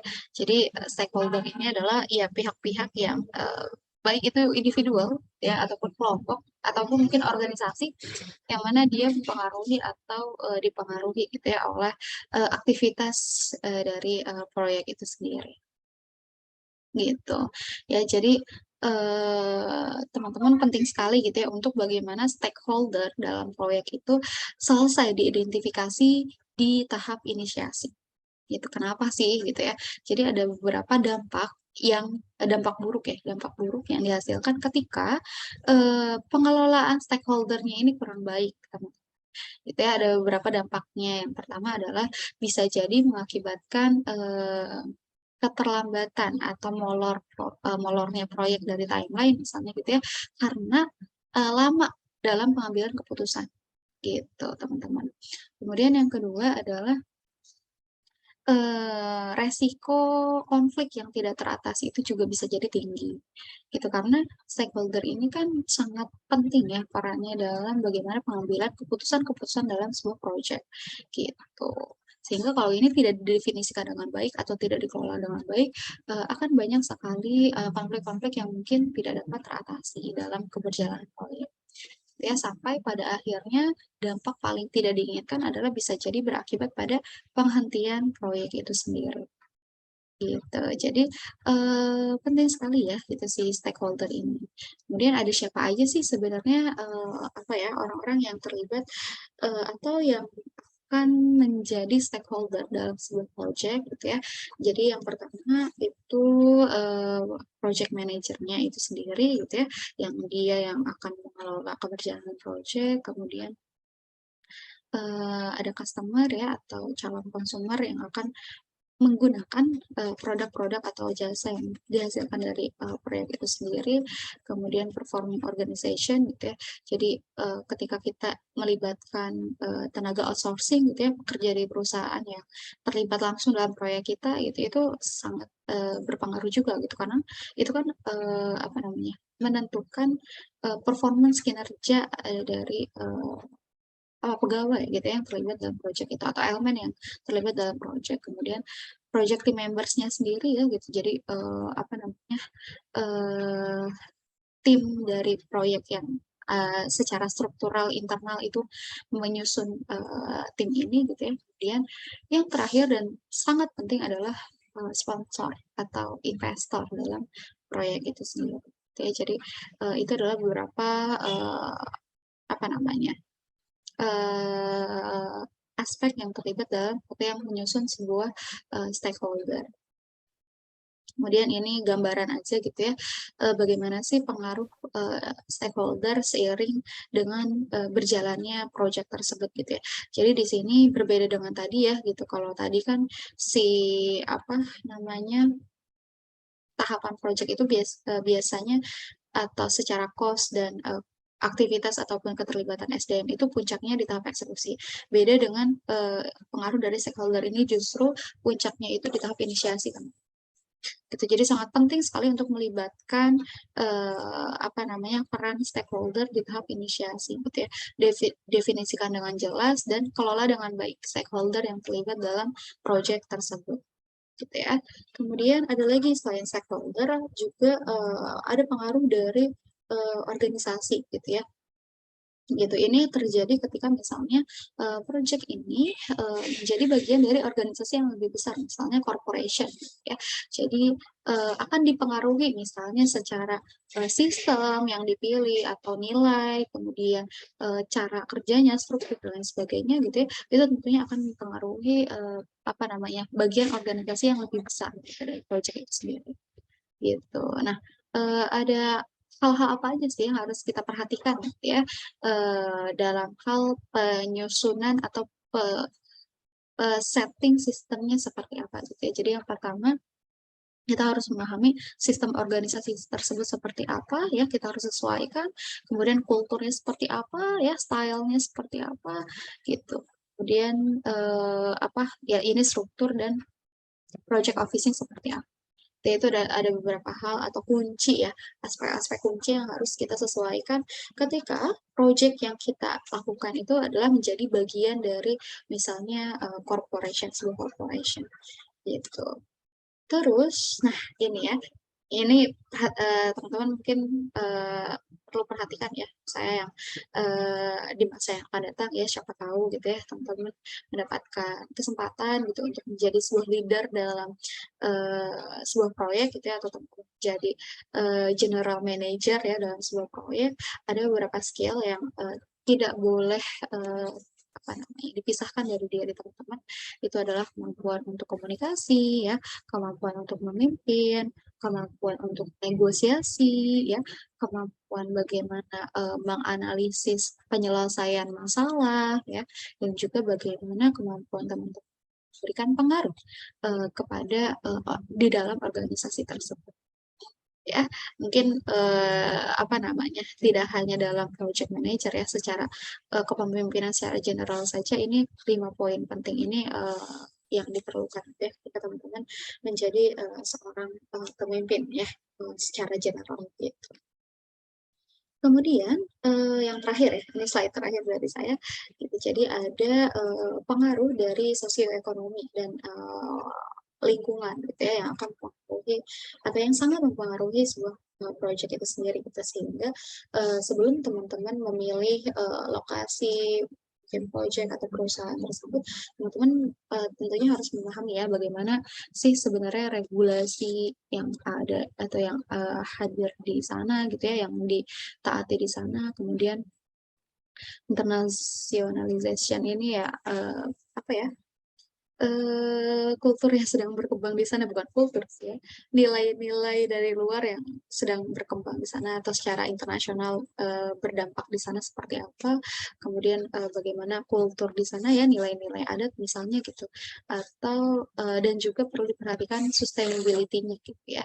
Jadi jangan sampai juga misalnya teman-teman, karena ada banyak sekali ya dinamika-dinamika gitu ya, atau konflik-konflik ketika misalnya pembangunan sebuah katakanlah industri misalnya ya, apalagi misalnya itu adalah di tempat atau di lingkungan yang belum ada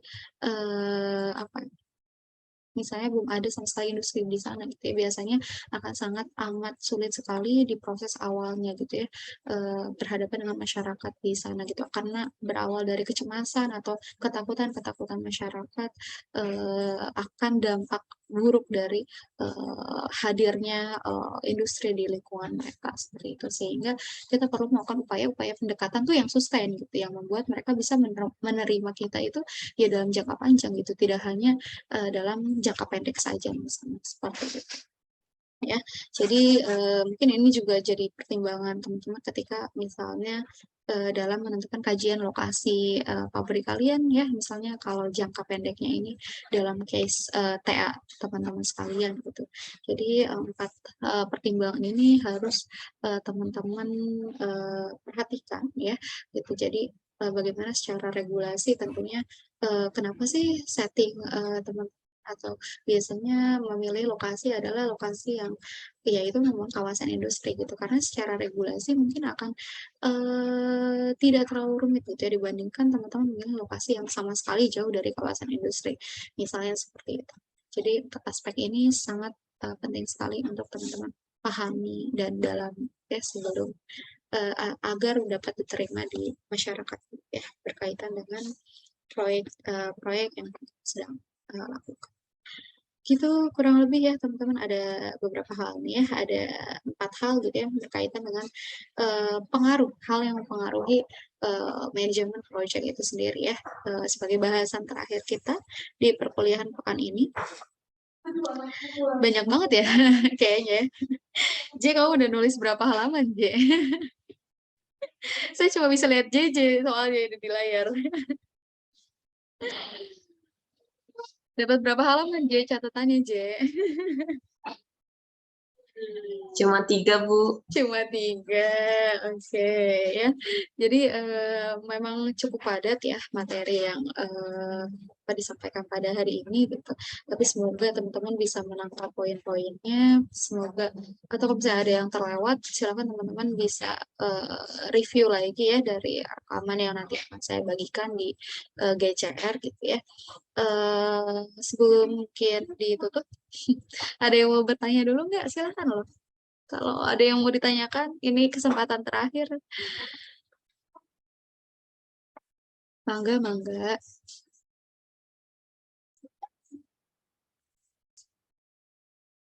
Ada?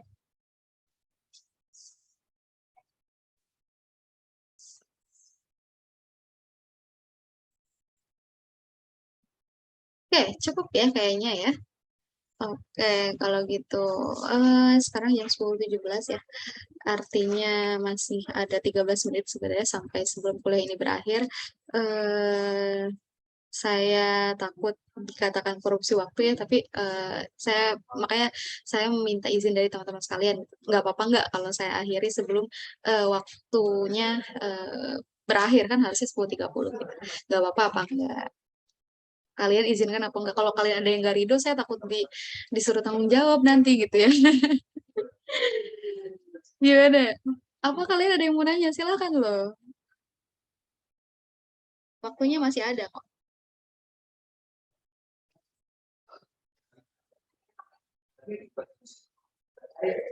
Gimana? Ini pas saya stop share baru pada on cam nih ya. Ada Tiara, ada Fajri. Fajri, kamu udah baik sinyalnya, Fajri.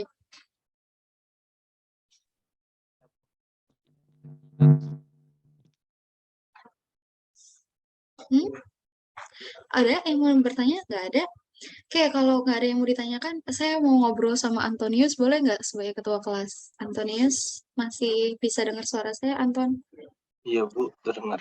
Oke, terdengar ya. Oke, Anton, Anton, saya kan kemarin sudah invite Anton di yang BAP itu ya, Google Sheet BAP. Nah, itu minta tolong dimasukkan di sana ya, gambar perkuliahan, kemudian tanda tangan Anton.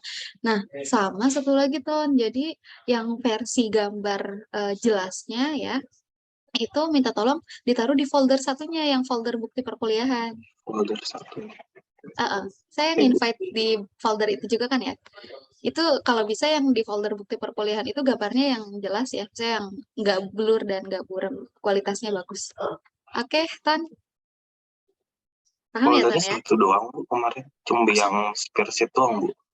Oh, yang folder belum kah? Iya kah? Lupa saya. Bentar ya. Belum ada, Bu. Oh, belum ada. Bentar.